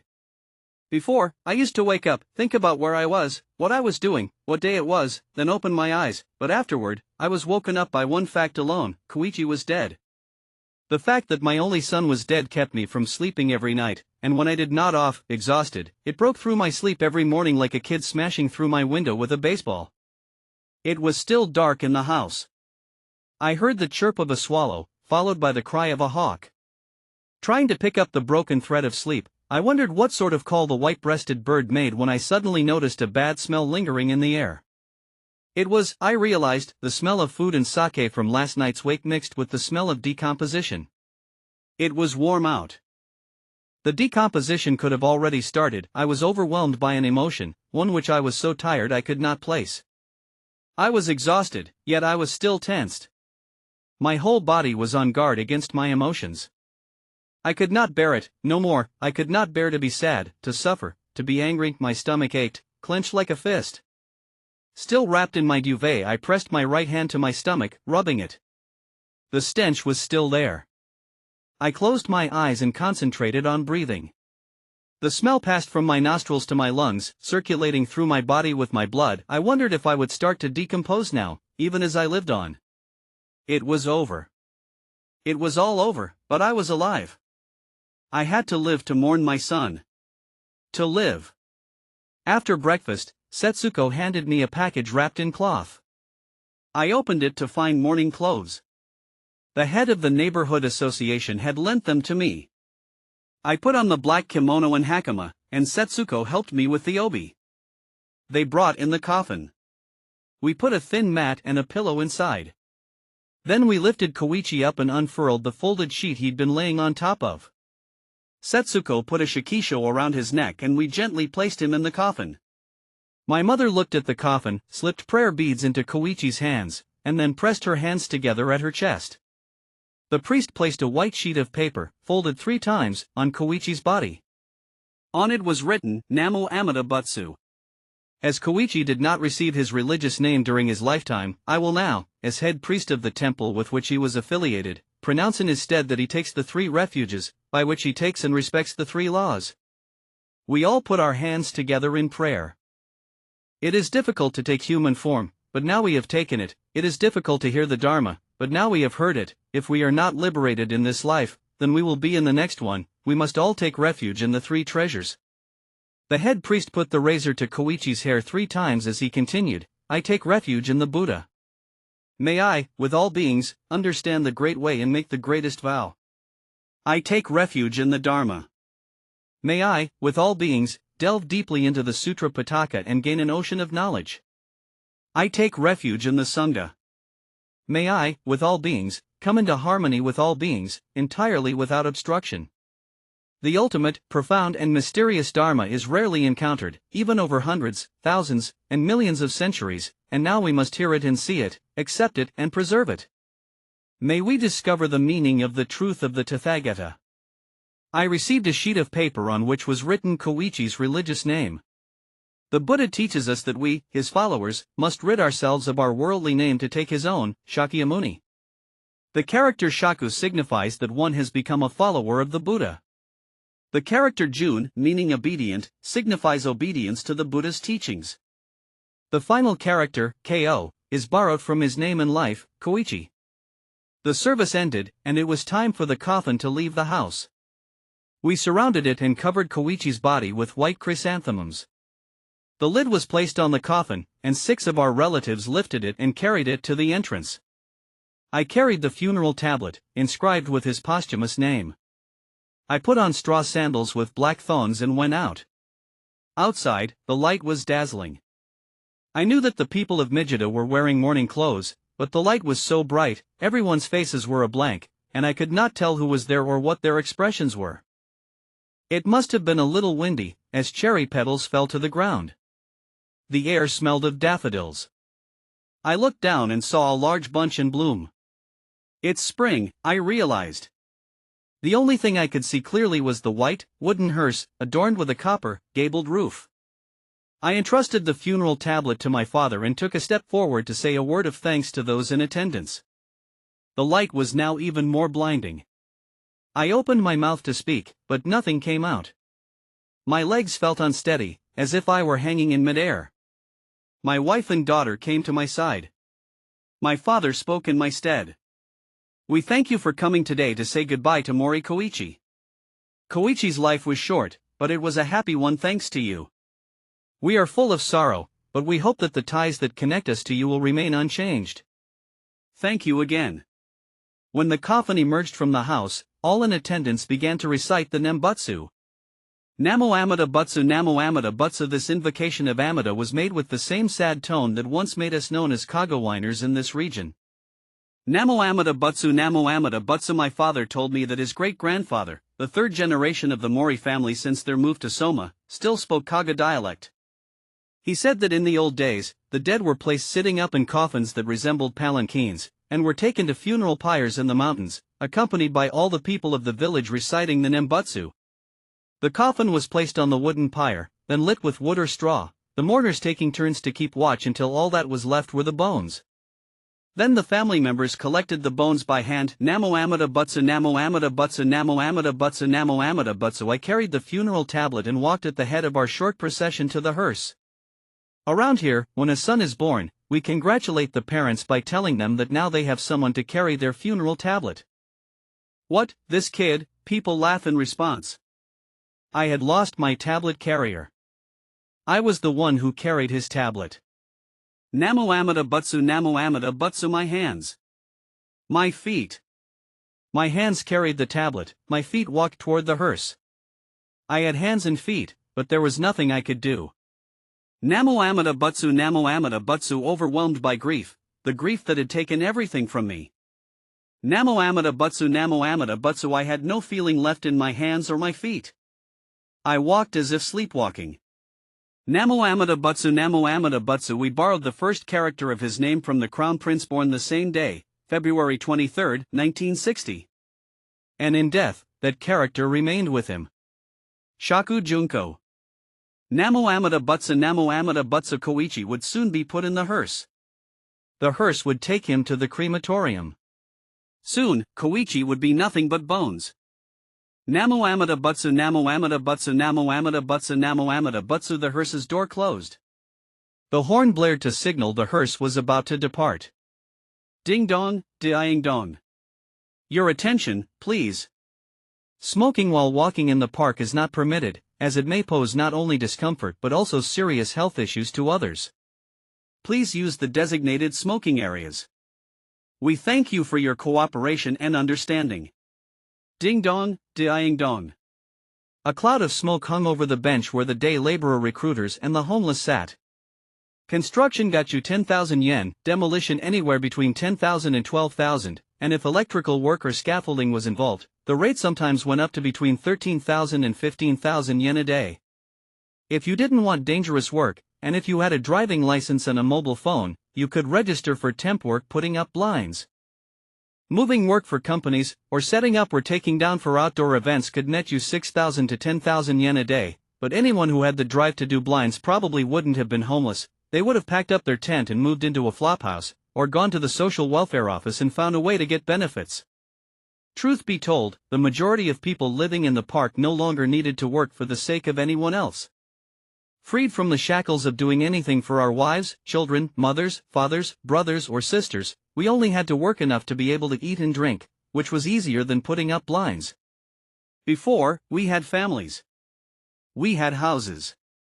Nobody starts off life in a hovel made of cardboard and tarps, and nobody becomes homeless because they want to be. One thing happens, then another. Some borrow at a high interest rate against their salary and then run off, disappearing in the night. Some steal money or hurt others and get banged up in prison, and if they ever get back on the streets, they can't return to their families. There were many homeless men in their 40s and 50s who got fired, who were divorced by their wife who took the kids and the house, or who turned to booze or gambling out of desperation and lost all their money, and no matter how many times they went to the employment office, couldn't find the kind of work they wanted. They were like husks, still wearing suits. If you fall into a pit you can climb out, but once you slip from a sheer cliff, you cannot step firmly into a new life again. The only thing that can stop you from falling is the moment of your death. But nonetheless, one has to keep living until they die, so there was nothing to do but continue working diligently for your reward. In the autumn, you could gather the fallen ginkgo nuts from under the trees in the park, wash them, dry them on a rush mat and sell them. If you took manga and weekly magazines from the recycling bins at the station and took them to a second-hand bookshop, you could get a few dozen yen for each. You'd get a better price for magazines with a picture of a young girl in a swimsuit or underwear on the cover than for more serious magazines. There were some who laid their magazines out on a tarp like their own little bookshop, but they sometimes got taken for protection payments by local yakuza, and I'd also heard stories about scuffles between homeless people over magazines, people getting pushed onto the train tracks, then getting hit by a train and dying. We were always on edge, dogged by danger and the anxiety that if we had something even for a moment it could be taken away. In that regard, collecting aluminum cans was much better, because what you collected could be converted into cash the same day.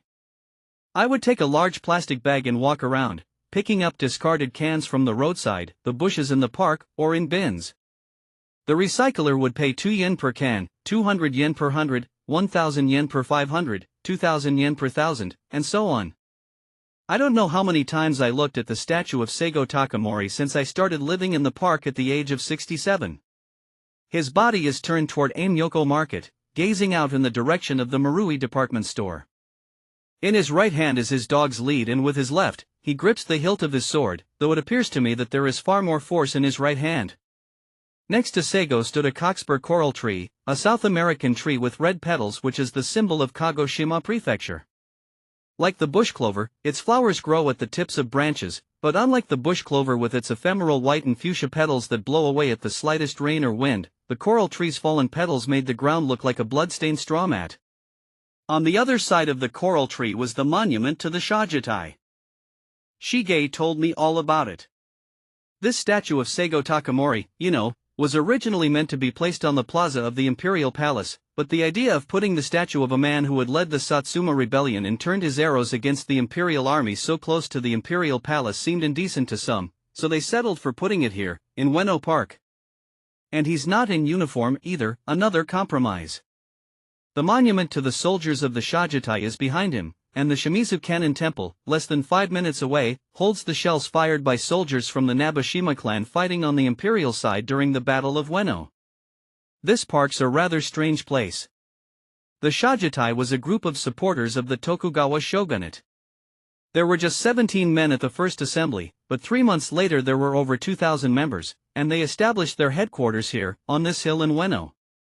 The people of Edo favored the Shajitai, even the girls in the Yoshiwara mocked the Satsuma warriors who were allied with the imperial army, calling them country bumpkins and telling them they should join the Shajitai if they had any courage. Edo Castle had been taken without a drop of blood being shed, and the Shajitai knew that if Tokugawa Yoshinobu had left Edo then the cause was lost. That's when the imperial army, mainly composed of warriors from the Satsuma and Chasha clans led by Seigo, attacked. The confrontation, now seen as the beginning of the Battle of Ueno, took various turns, but the decisive factor is said to be the Nabeshima clan's Armstrong cannons, fired from what is now Tokyo University's Hongo campus. The shells flew over Shinabazu Pond and hit the Shimizu Cannon Temple where the Shajutai were encamped, which is why there are 2 shells and a print depicting the battle on display there. But in fact, none of the shells exploded. Some anecdotes even recount Shajutai warriors seeing the shells fall and telling everyone to run and take shelter. The print on display at the Shimizu Cannon Temple shows the hill of Ueno surrounded by flames from the battle, but this is also slightly misleading. See, the imperial troops brought barrels of oil to set fire to, in order to annihilate the hill of Ueno, which was too closely associated with the Tokugawas. However, the flames happened to reach the buildings of the Kaniai Temple, which had nothing to do with the conflict. The bodies of the Shajutai fighters who died in the battle laid exposed to the rain on the hill of Ueno for days, even after the flames were extinguished, until a monk from the Ensu Temple in Minami Senju, who could not bear the piteous sight, and a courageous man named Mikoaya Kozaburo dug a hole there and buried the 266 corpses. They did so knowing that they were putting their lives at risk. Later that year, the Battle of Aizu was fought, in which the Byakutai, a group of young samurai, famously killed themselves. They were fighting on the side of the Northern Alliance, opposing the restoration of the emperor, but the imperial forces vastly outnumbered them. Aizu Castle fell after a month's siege. In less than a decade's time, the rebellion that Seigo launched against the government in his home of Kagoshima had failed and he committed suicide in a mountain cave in Shiroyama. What a coincidence, or rather a twist of fate it is, that this statue of him is located here, in Ueno Park, so close to the memorial to the Shajutai. Kazu, you're from Fukushima, right? You know that, originally, back in the Edo period, all of Ueno Park was the grounds of the Kaniai-ji Temple, right? He continued. It was founded by Tenkai, you know, who was from Eizudokata in Fukushima. On the other side of the Shimizu Cannon Temple there's a column containing some of his hair. Tenkai planted Yoshino cherry trees here in Ueno, but that species only dates to the end of the shogunate. So the head of Kaniai-ji, wanting to recreate the landscape of the past, asked temples from all over to send branches from their best cherry trees for grafting. The ones along the main paths are Yoshino cherries, but the ones at the entrance to the Tokyo Metropolitan Art Museum are weeping cherries from Miharo, in Fukushima. And I'm sure you know about the statue next to the National Museum of Nature and Science, the one of the famous bacteriologist, Noguchi Hideo? He was from Fukushima, too, wasn't he? Here, by the statue of Seigo Takamori, is where one most clearly hears sounds from outside the park. When I pushed my bike loaded down with plastic bags full of cans or discarded magazines, I often stopped here and closed my eyes. The sound of the cars. Their engines. Brakes. The sound of tires crunching the asphalt. The whirring of helicopters. With my eyes shut, the noise of the city lost its place of origin and redirected itself, until I no longer knew if the sounds were coming in at me or if I was moving toward the sounds. I felt as if I were at one with them, sucked up into the air, disappearing without a trace. The sounds. I felt the rush of air from an oncoming train cut past my ear, then the sound of people getting off and people getting on, even if I couldn't see them. A barrage of metal hammerings in my head. My eardrums felt like they were going to burst. I curled my body in on itself. The panic took my breath away, dried my mouth out. I stuck my hand in the pocket of my jacket and pulled out a few coins. My hands trembling, I bought a fizzy drink from the vending machine on the platform. With one gulp my panic subsided and I saw the daily activity of the train station around me. People were waiting along the platform edge for the next train to arrive. I took one more drink, threw the can away, and approached the yellow line. I took one step, then another. My hat was pulled down, so I don't think anyone could see that my eyes were closed. I stood on the yellow line, feeling the ridged paving blocks for the blind through the soles of my shoes, and in the darkness, I felt the fear grow and expand. I distinctly heard all the noises around me, people walking in heels, sandals, and boots, people talking on phones as they walked down the platform, impatient murmurs of people waiting for the train, and the clatter from the tracks. So I looked on the back of the packaging, right, and saw that the best before date was that same day. I was like, oh no, but nobody else seemed to notice, so I didn't say anything either. Right, yeah. Then the next day, I got to work and got this email. About how the food had gone off. Exactly. Two men in morning suits stood chatting between the statue of Seigo and the grave of the Shajitai. They looked like salarymen. The older one, with salt and pepper hair and a surgical mask over his mouth, squinted in the sun, while the younger held his briefcase behind him, appearing slightly tense. But it's better to be honest, right? I mean, it's better if someone just tells you, like they should, instead of staying silent. He said he hadn't put the bento in the fridge, and the next day when he went to eat the food he'd left out overnight, the smell was kind of awful. I had to laugh. I mean, it's a best before date, not an expiration date, right? If it had been kept cool there'd have been no problem. I mean, it'd be just as gross if he'd put it in the microwave, forgotten to take it out and found it the next day. The Shajitai was in rebellion against the shogunate, and as such, its name does not appear on the memorial itself, but the metal gates of the fencing around the memorial do bear the character GI, in rounded relief. The information board says that the members of the Shajitai who survived the Battle of Ueno erected this monument at the site where their comrades were cremated, and that their descendants tended the monument for over 2 centuries. At present, the city of Tokyo holds responsibility for its care as the memorial is designated a historical monument. The artificial flowers left here have lost their color, and their stems are bent and twisted. Someone has left the lid for a tin of mosquito-repelling incense in the incense holder, and a 2-liter plastic bottle, cut in half, lays fallen over on its side. And lately, she's obsessed with baby yams. I'll make a salad or something, and she whines, "Where are the baby yams? Why aren't there baby yams in this?" She does like the old-fashioned stuff, doesn't she? I mean, I have to admit, boiled baby yams are a nice snack with some sake, and they're really pretty good mixed in with rice. The other day, she took me to this eel place. Oh, no, eels are out, they're going extinct, you can't eat them very often. They're endangered, and the catch of the young ones is getting smaller every year, so if we don't let some of the grown eels live, the whole species will die out. I'm not joking. We both got rice with 1 grilled eel fillet on top. And without even asking she sticks her chopsticks in my bowl and takes half my eel. She said 1 fillet just wasn't enough for her. Meanwhile I'm left with all this rice and nothing to eat it with, so what else can I do? So there I am, eating rice seasoned with Sichuan pepper. In an eel place.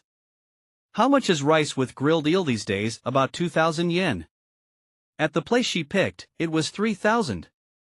You must be joking. So I told her I'm not going anywhere like that again. Oh no, we're going to the cheapest places, where 3,000 yen goes a lot further. So I guess we're going to Gusto, then. Gusto? When we go places like that, she always asks for a large serving of rice and then asks for seconds. Ha! How old is she? 32. Hardly a growing girl, then. The 2 men in funeral wear started off slowly, walking across the expanse toward the Shimizu Kannon Temple. Standing almost right in the middle of the space, a young woman bent over to tuck the hems of her slim-cut jeans into her brown boots. Her shoulder-length hair swung over her face, obscuring it. Her shadow, stretching out from the soles of her boots, looked like a crane in flight. When I go to her place, chances are she'll make burgers. Really? Anyway, she's always snacking on something, chocolates or sweets. They say you really shouldn't overdo it with chocolate. Everything in moderation. I mean, I eat sweets, 6 sticks of strawberry Pocky is my limit, though. But I don't worry too much about chocolate bars, like the Meiji brand ones. I mean, they say a little bit is actually good for you, as long as you don't overdo it. It's gotta have almonds, otherwise I'm just not interested. The wind began to blow, and a girl, about 4 or 5 years old, emerged from the lacework of light and dark on her pink bike with training wheels. She rode with assurance, tracing circles in the sun. The basket of her bike and her helmet were also pink. I think you should eat something sweet every day. A lump of sugar will do, and it's probably the cheapest option. Marshmallows. What? She's crazy about marshmallows. I can't eat marshmallows, they stick to my teeth. Honestly, these days, I'm turning into an old man. Just give me some dried sardines, the kind some bartenders put out. I eat them like crazy, like they're candy. Oh, yeah, those are great. I don't see how that makes you an old man. You have to have a good set of teeth to get through those. An old homeless man passed by the Shimizu Kannon temple. He had a towel tied around his head like a kerchief, and a winter overcoat was attached to his backpack with safety pins. When they don't have them in my local supermarket, I keep looking until I find somewhere that does. You don't see them around much anymore, do you? Yeah, but if you keep looking you'll find them eventually. Seek, and ye shall find. A chainsaw buzzed. A worker, standing in the basket of a crane on the back of a blue truck, was inside the tunnel formed by the intertwining branches of a zelkova and a ginkgo, cutting according to the instructions of his colleague on the ground below. Another worker gathered the fallen branches and raked up the debris. Dried sardines don't have a lot of calories, right? It's a pretty healthy snack, I imagine. They're very high in salt, though. I have high blood pressure, so my doctor told me I shouldn't have more than 6 grams of salt a day, but I like salty food. And dried sardines are the best, especially with sake. Smelt, too. Oh, yeah, smelt's good too. The two men in black picked up their pace slightly once they got to the signs in front of Surabakiyama and headed off toward the park entrance of Ueno Station. There are 2 signs in front of Surabakiyama.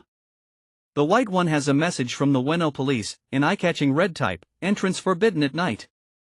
The stainless steel sign is from the Taito District Educators Association, explaining the mound's name. At the top of Surabachi Mound there is a circular open space, surrounded by tall, bare-branched ginkgos and zelkovas, which have such dense leaves from spring to autumn that the view beyond is obscured. If you do look through the branches, however, you can see the green enclosure around the Masaka Shiki Memorial Baseball Field, named after the poet who played baseball here when he was a student. And on days when kids or adults teams are playing, you can hear them call out to each other, the noise of balls hitting bats and gloves, and the cheers and shouts of spectators and family members, but today, there is nothing to listen to. Listen. To speak is to stumble, to hesitate, to detour and hit dead ends. To listen is straightforward. You can always just listen. I hear a listless sort of screeching.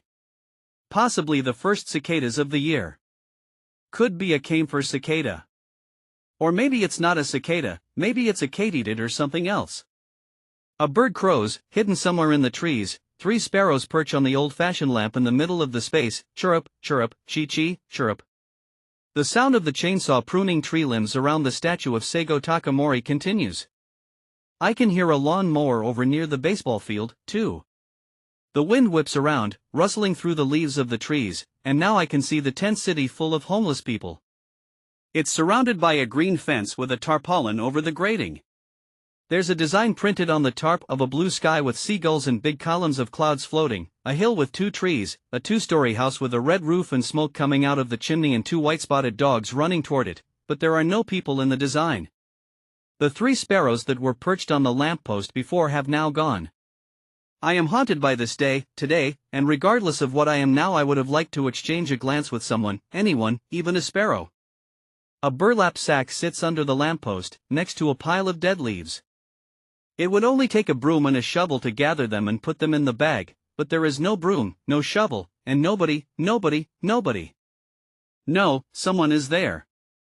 A man with a receding hairline, face up on one of the 3 sarcophagus-like stone benches surrounding the area.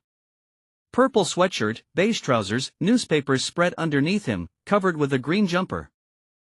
His hands are crossed over his solar plexus and his feet, clad in black shoes, are so perfectly close that they might as well be tied together. His eyes, lips, and Adam's apple are motionless. I can't hear him breathing in or out, so perhaps he is no longer alive. If he is indeed dead, it hasn't been long. By his feet is a large, transparent bin bag full of aluminum cans. Those 300 cans are worth 600 yen. With 600 yen, you could go to a public bath, or to a manga cafe or internet cafe and have a shower, or get a hot bowl of beef on rice at Yoshinoya, or have a real coffee in a real cafe. But you can't sell the cans in this state. They have to be crushed one by one with a hammer. In the winter, it hurt because my hands were numbed by the cold, even with gloves on, and in the summer, the smell of the juice or sports drinks lingering in the empty cans clung to every part of my body, nauseating me.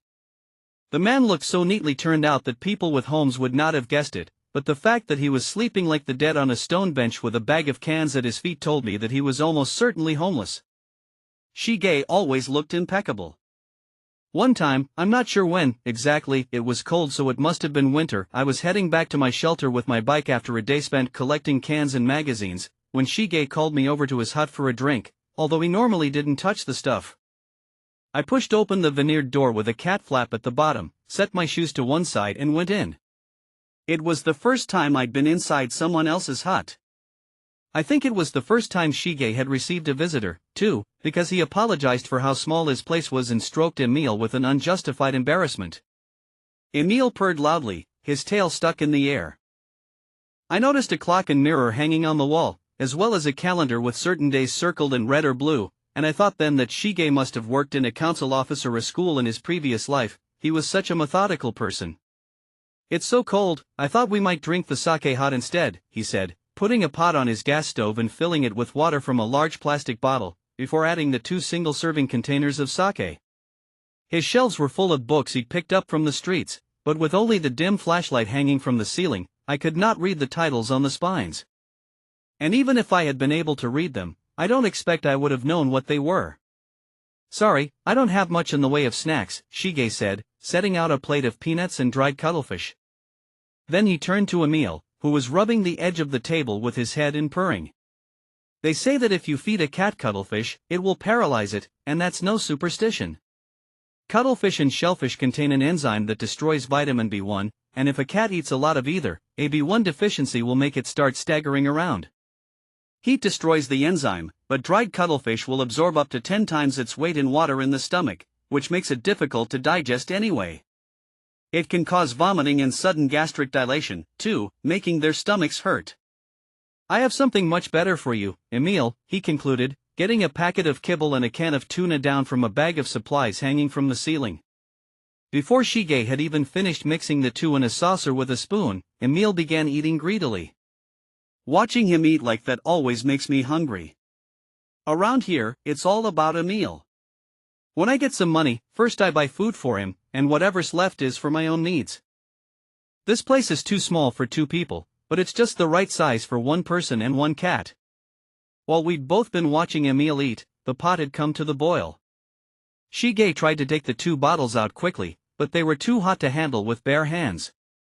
They say hot sake's best at either body temperature or warmed by the heat of the sun, but I'm afraid this is so hot it'll burn our mouths, he said, putting on gloves. He grabbed the 2 bottles and removed their lids. Well, let's have a drink anyway. I stuttered a few words of thanks, holding the glass in my hands with the sleeves of my jumper pulled down for protection. Looking at the photo of bonsai on the reverse side of the label, I took a sip. Oh, that's hot, Shige said. This'll warm us up for sure, I said. I didn't tell him that I didn't drink. When my glass was about half empty, to where the words "A Cup of Happiness" are on the label, Emile jumped up on Shige's lap. He had finished eating and cleaning himself, and now lay down.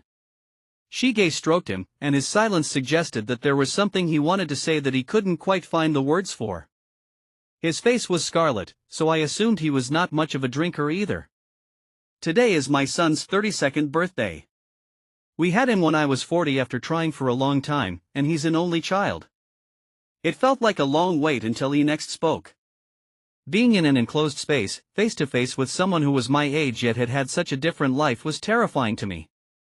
I looked over at the part of his shelter that served as something like the kitchen, at the frying pan and ladle hanging there, then I looked out the window cut out of the cardboard, drinking my sake. It was now cooler than either body temperature or if it had been warmed by the sun. He was 10 when I left. I guess he has his own family now. I might even be a grandfather.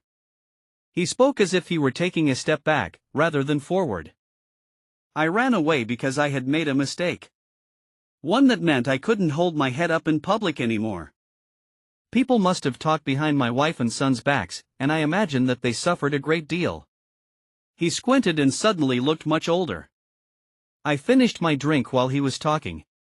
Now that I had nothing left to drink, I felt uncomfortable, as if I was naked in front of him, but I had no desire to confide in him, to tell him that I was also born in 1933, or that my son would be 45 if he were still alive. I only struggled not to let drunkenness lead me into sadness. The memories of the past that I could not get rid of were all contained in a box. And time had sealed the lid. A box whose lid is sealed by time should not be opened. Were it opened, I would be plunged at once into the past. I'm sure they're both angry with me. And they're not the only ones I've caused trouble for. He spoke hesitantly, as if he were delirious with fever, and he did not sound like himself to me. I can't go home again, even when I'm dead. I've destroyed everything that could be used to identify me so that my family won't be notified. When I die, I imagine that I'll end up in an unmarked grave, he said and sighed deeply, before straightening up and returning to his normal way of speaking. They say a typhoon is going to hit tomorrow. Have you made plans for where to go, Kazu? No, I intend to stay in my hut, I said, straightening my back, too, and accidentally sounding too formal. He asked me then if I would join him at the library instead. He explained that the Taito Ward main library was on Kototoi-dori toward the Sumida River, and how to get there via Showa-dori. I could read newspapers and magazines, watch videos, or listen to records in the audiovisual section, or read books about history and culture. Even if you stayed there all day, from 9 a.m. to 8 p.m., nobody would say a word to you about it, he said, but something about the intensity with which he grasped the empty glass of sake between his long fingers frightened me. I said that I was not good at reading and left Shige's hut. I think he was looking for someone. Someone who would listen. If I had asked, I'm sure he would have told me anything. If I had shown him that I was ready to listen, or if we'd had 1 or 2 more cups of warm sake, he would have told me what mistake he'd made, and something like friendship could have developed between us, but those who hear another's secret are obliged to share one of their own. Secrets are not necessarily hidden things. Events that do not bear hiding become secrets when one chooses not to speak of them. I spent my life thinking about people who were not there. People who were not with me, people who were no longer in this world. I never felt entitled to speak of the absent to those who were there, even to my own family. I could not alleviate the weight of my memories of those who were absent by speaking of them. I did not want to betray my own secrets. A month after the night I drank sake with Shige, I was gone. Was Shige sad about it? The old woman with hair like a white bird's nest stood in front of the tent village, smoking a highlight and talking. She said that Shige had been found cold in his hut. When did he die? Where was he buried? Someone must have sold the books in his hut to a second-hand shop, but where was Emil? Had another homeless person taken him in? Or had he been captured and euthanized by animal control? I thought that once I was dead I would be reunited with the dead. That I could see, close up, those who were far away, touch them and feel them at all times. I thought something would be resolved by death. I believed that at the final moment, the meaning of life and death would appear to me clearly, like a fog lifting, but then I realized that I was back in the park. I was not going anywhere, I had not understood anything, I was still stunned by the same numberless doubts, only I was now outside of life looking in, as someone who has lost the capacity to exist, now ceaselessly thinking, ceaselessly feeling. The man lying on top of the stone bench still hadn't opened his eyes. A cat appeared from out of nowhere and scratched its claws on the tree near the man's head, but the noise did not seem to reach him. That day, time has passed. Time has ended. But that time is scattered here and there like spilled drawing pins. Unable to take my eyes away from that glance at sadness, all I can do is suffer. Time does not pass. Time never ends. A lukewarm, damp breeze licked over me, the limbs of the trees gently bowing, shaking drops of rain to the ground. Though there was still some time until dusk, the flow of people had suddenly stopped. Even the sound of chainsaws and lawn mowers now sounded like a part of the silence. Day by day the sunlight was getting stronger and the shadows of the trees shorter. Soon it would be monsoon season and the cicadas would start to call. From around the corner appeared a woman, perhaps a student, wearing blue jeans and a white, short-sleeved blouse, who slowed in front of a poster for the Ueno Mori Art Museum, gave it a glance, then, with a glum look, walked off toward the station. The poster showed a large drawing of a pink rose. The bloom, which fanned out layer after layer like a cabbage's leaves, grew redder toward the middle, leading one to imagine that the center, hidden by those petals, was as red as a scraped knee. And on the yellowish, supple stems and the calyces of the buds that had not yet opened, the artist had drawn the points of little thorns. In the gift shop in the lobby of the Mori Art Museum, ladies in their 60s and 70s walked around the rose-patterned handkerchiefs, coin purses, postcards, sticky notes and fans, perusing, picking things up, and purchasing them.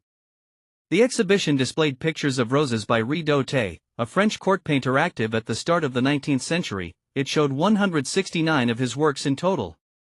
Two women, looking at the paintings without paying much attention, walked slowly as they spoke about something completely unrelated to roses, guided by the signs in the museum. Life has taken a strange turn for me these last few weeks. Takeo won't let anyone else get involved. Takeo manages everything, you know. I haven't been looking after him, so I have no say, and it costs money to put someone in the hospital, he says. Well, I think he's right about some things, certainly. But being right isn't all there is to life. I thought about asking him, but I know he wouldn't listen. I mean, you say it's your husband's family, but at the end of the day, that's still not your own family. That's what he said, that it wasn't a stranger's business. So I said, am I a stranger then? You are. I mean, you've got no blood ties.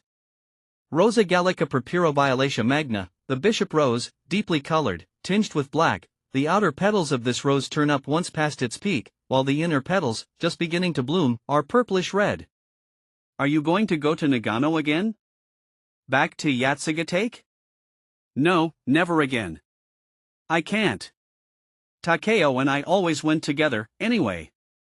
Rosa pumila, the rose of love, at the center of this five-petaled purplish pink flower are its yellow stamen, shining like a torchlight. He calls me up just to insist that he doesn't have dementia. Well, if he did, he wouldn't call then, would he? But honestly, he's like a shadow of himself. He orders me around like a subordinate. Mieko, put the kettle on. Life's a rich tapestry. It's awful, and for everyone around him too. It's just Rosa gallica versicolor, Rosa mundi, the dappled rose of Provence, red and white striped petals like a tulip. The yellow pollen of the stamens coats the still unopened petals in the middle, lending them a pale yellow tinge. Rosa gallica regalis, rosier grandeur royale, spreading unevenly, undulatingly, the pale pink petals are numerous, forming a luxurious tuft that hides the center of the flower. Takeo sent us a set of boil-in-bag pouches of curry and stew. Now, what do you think that was for? It's a bit early for Bon Presents. The wrapping said, ingratitude. Ingratitude? For what? Maybe he's trying to say that he wants to settle this thing once and for all. I mean, you two have been separated for nearly 6 months now, no? It was S&B curry, the ones that are kind of restaurant style. What's the line from that ad? Holiday food's fine, but don't forget the curry? That was house curry. Anyway, I thought, why not keep them? You never know when the next big earthquake might hit. It goes really well with an onigiri. Curry and an onigiri? Oh, it's delicious. Rosa alba regalis, great maiden's blush, colored white with the merest hint of pink, its petals turn in toward the center, increasing in depth as if they are being sucked in. Rosa alba flor pleno, the rose of the House of York. The pure white rose's petals emit a pearlescent luster. In the War of the Roses the House of York carried this rose, the explanatory panel says, but the two ladies just flapping their jaws pass by the paintings of roses, their eyes glazed and downcast. You know, you really should have a proper talk with Takeo sooner rather than later. But I've got our son and his wife in the house, and the grandkids too. Well, then, keep him away when the kids are there. Have him over in secret when nobody's there, or have him meet you at a cafe or somewhere else. It's really not the kind of conversation you can have in a cafe. How about the park, then? You talk as you walk around Ueno Park, and then you don't have to worry about anyone else watching you. We're not teenagers, it would look ridiculous. Then what are you going to do? No, you know, I have to do it at home, it's the only way. Rosa gallica flor marmorio, the marmoreal rose of Provence, its double petals with a color somewhere between orange and pink are speckled with white like a fawn. Rosa inermis, the thornless whirlpool rose, its color is ambiguous and could be described as apricot or raspberry. The petals open carelessly, making it look much like the paper flowers stuck to classroom blackboards at graduation, 5 or 6 sheets of tissue paper put together, folded in peaks and valleys like an accordion, bound in the middle with a rubber band, then each sheet opened up, There were no roses my hometown. The first rose I ever held was a white one, at Shinsekai. While in Tokyo, I worked non-stop with no regard for my personal appearance, never drinking or gambling, never chatting to female sales clerks as much as I should have, thinking that any Tokyo woman would laugh at my accent. I started going to Shinsekai, a cabaret, when I was around 50. It had been 3 years since Koichi had passed away. I was working on a site for a new sports ground in Hirosaki. One evening, when my shift ended, I walked through the red light district with its competing bars until the pink neon sign reading Shinsekai stopped me in my tracks. If the version of me that existed a decade before had seen me then, he wouldn't have believed it. I went in alone and was shown to a table. Nobody batted an eye at my muddy work clothes. As I sat on the sofa waiting for the hostess, I stared at the white rose in the stem vase next to the ashtray on my table. Wondering if it was a fake, I pulled the flower out and lifted it to my nose when suddenly a hostess sat down next to me. "Sorry to keep you waiting. I'm Junko." I hurried to return the rose to its vase. "Do you like roses?" she asked. Her accent sounded like mine, and without thinking I answered back in dialect. I thought it was fake, I was just having a good sniff. Junko laughed, her waist-length hair shaking gently, and then she made me a whiskey with water. She was from Nani in Fukushima.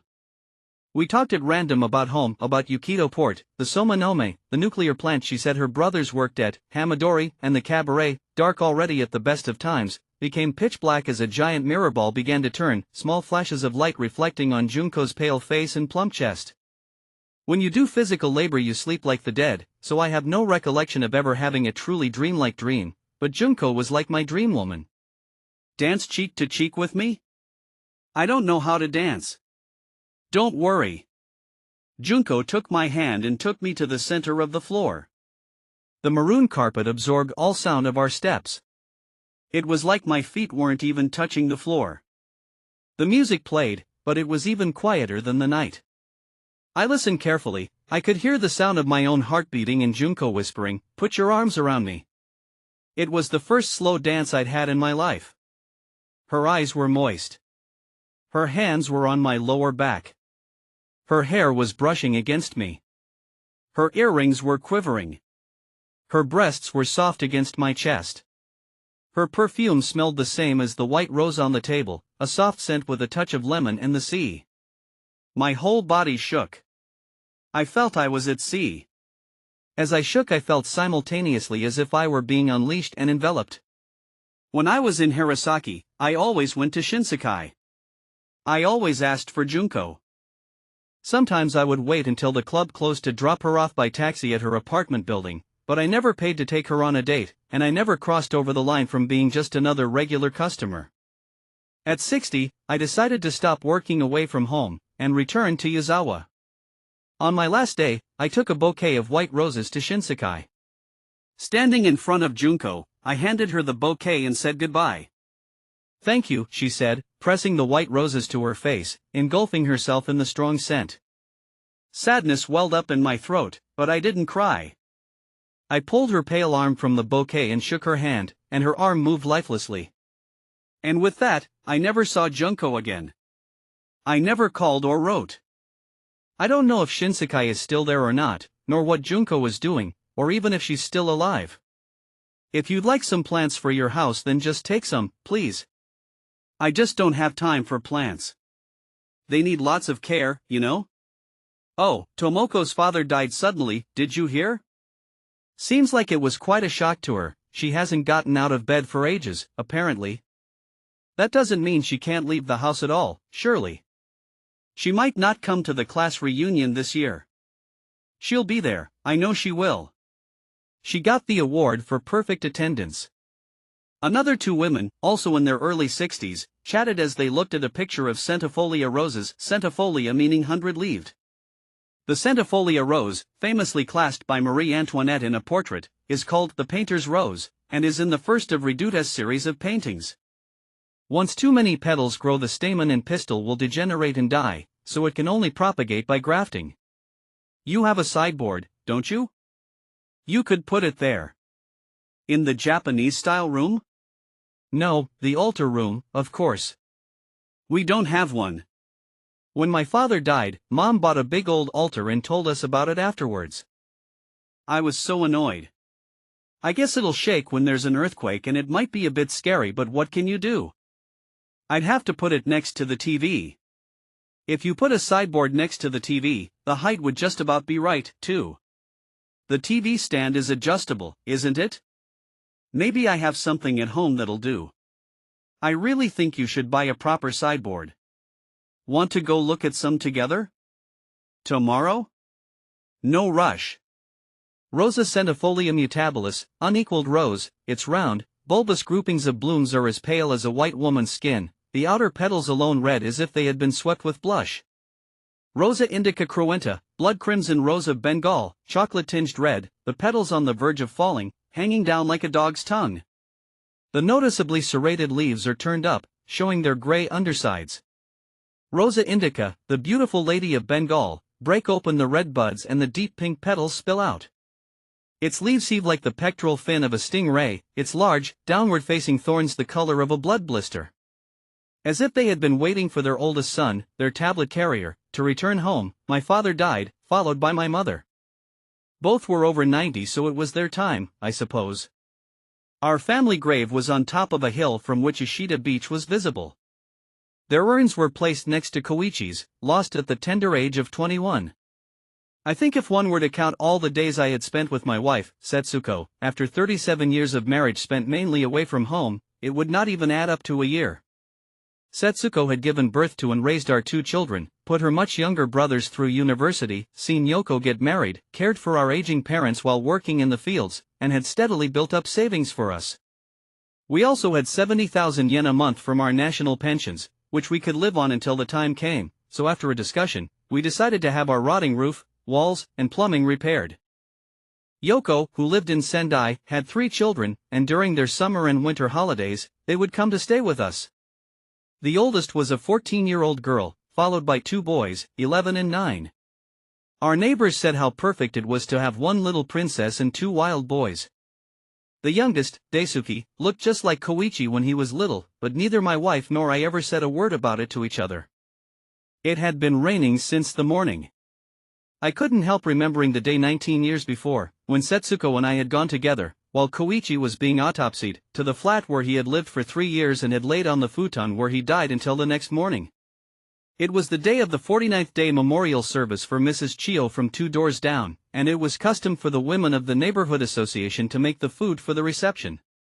Setsuko had been out since early morning to prepare. In the evening, we changed into funeral wear and went to join the other mourners. The priest from Katsushiji Temple led the service. We faced the altar, hands clasped in prayer, and chanted together the Sukhavata Vuna Sutra and the Nembutsuim. Katsunobu, the chief mourner, had gone off to Tokyo looking for work with a group of other locals after graduating middle school, worked at Mitsubishi Electric's factory in Ofuna, and returned to our hometown after retirement to live with his widowed mother, leaving his wife and children back in Kanagawa. It barely seems possible, but it has already been 49 days since she passed. My mother loved talking and taking care of others, and I feel her absence most at dinner time, but she had 88 happy years thanks to all of you present here today, and I know that she has been reborn in the Pure Land now, which gives me some comfort. As you know, my family is in Kanagawa, and I will return to them once I've finished settling things here, but I will be back for the rest of the memorial services, so I hope for your continued friendship and support. We have only a small meal to offer you, but please, stay as long as your time allows. Thank you all for coming today. The meal began, and as we ate root vegetables stewed in soy sauce, kinpira gobo, pickles, potato salad, and onigiri with vegetables mixed in, Katsunobu and I drank so much sake together that I was unsteady on my feet. I don't remember how I got home, but I went to sleep without any dinner, in the bed that Setsuko had laid out for me. The sound of the rain woke me up. Setsuko always got up early, so by the time I usually woke at 7, she was already done with the laundry and cleaning the floors, and the smell of miso soup and steaming rice would waft from the kitchen. That morning there was no such smell. I heard the sound of water gushing from the rainspouts. It must be a rather big downpour. The light leaking in through the curtains stained the inside of the house with rain. I turned my head and saw Setsuko asleep next to me in her futon. I reached out an arm to wake her. She was cold, her arm, peeking out from the top of the duvet, was cold. In shock I got up, pulled the duvet back and tried to shake her, but rigor mortis had already begun to set in. Struggling, I slammed my eyes shut, knitting my brows. Why? The words slipped out of my mouth. My heart was pounding violently, and the inside of my head was like an illuminated red void. I looked around the house hoping this was a dream, but everything was where it should be. This was reality. The sound of the grandfather clock that I knew so well reverberated through the house, but I was in such shock I could not count the number of chimes. I looked at the dial. The short hand was near the 7, the long hand was near 12. It's 7, I moaned at Setsuko. There was the wake, funeral, farewell ceremony, coffin, cremation, bone picking, the return of her remains, notification of death, gifts for the temple and neighborhood association, procedures to return her health insurance card and stop her pension, liquidation of her estate, the memorial service on the 49th day after her death, laying her ashes to rest. As I did these things which I still could not come to terms with at all, one by one, everything connected with Setsuko's death came to an end. Opening the storage vault under the tombstone at the family grave, I shifted my father and mother's remains to one side and placed Setsuko's remains next to Koichi's, and at that moment the keening of a cicada somewhere in the pine trees above me rang out. It was the first cry of a camphor cicada, the first to emerge every year at the start of the rainy season. I remembered how, a few days before she died, Setsuko had said while folding the washing, "I just have the feeling I'm gonna die when the cicadas are singing," and I sunk to my hands and knees crying. Did she cry out, "It hurts, help"? Would she have lived if I'd called an ambulance right away? But I had been drunk and sound asleep, and I didn't realize that my wife, right next to me, was taking her last breath. It was the same as if I'd killed her, I thought. After the sutras from the priest, once we had all offered incense in order of relation starting with me and the interment ceremony was over, Setsuko's brother Sadao offered me some words of comfort. No matter how we grieve, the dead will not return. You two had those last 7 years together, just the two of you, like a honeymoon. You should think of how happy Setsuko was. But I kept chewing over what my mother had said when Koichi died. You never did have any luck, did you? She did complain sometimes about her back or her knees hurting, but Setsuko took pride in being a hard worker and having a strong body, and now she was dead at the age of 65. Why did it always have to go this way? An anchor of indignation sunk to the bottom of my heart, and I could no longer cry. My daughter Yoko was worried about me, so she sent my granddaughter Mari, who had just started work as a nurse at an animal hospital in Haramachi, over to visit occasionally, and in the end Mari, saying she was worried about me too, moved out of her apartment and in with me. She brought along Kotaro, a small brown dog with a long body and who barked a lot. Mari said he had been left chained to the fence around the animal hospital. She had made a flyer looking for someone to foster him and pinned it on the notice board at work, but nobody came forward to take him in, so Mari had taken him home herself. Mari was a good girl. Every morning she made me toast and fried eggs or ham and eggs. She was especially sweet when she turned her head to look down at the dog, sitting patiently at her feet, to talk to him or give him a smile.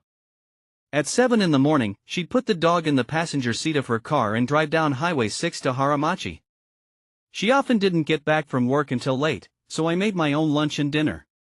Cooking and cleaning were no trouble for me after years of dormitory living when I'd been working away from home, but soon after Bon was over, I found myself unable to sleep. Koichi and Setsuko had both been taken in their sleep. At night, when I laid down in my bed, I felt a chill over my body, my saliva felt sticky, my tongue sour. All the nerves running through my body were tensed, and I didn't feel ready to sleep.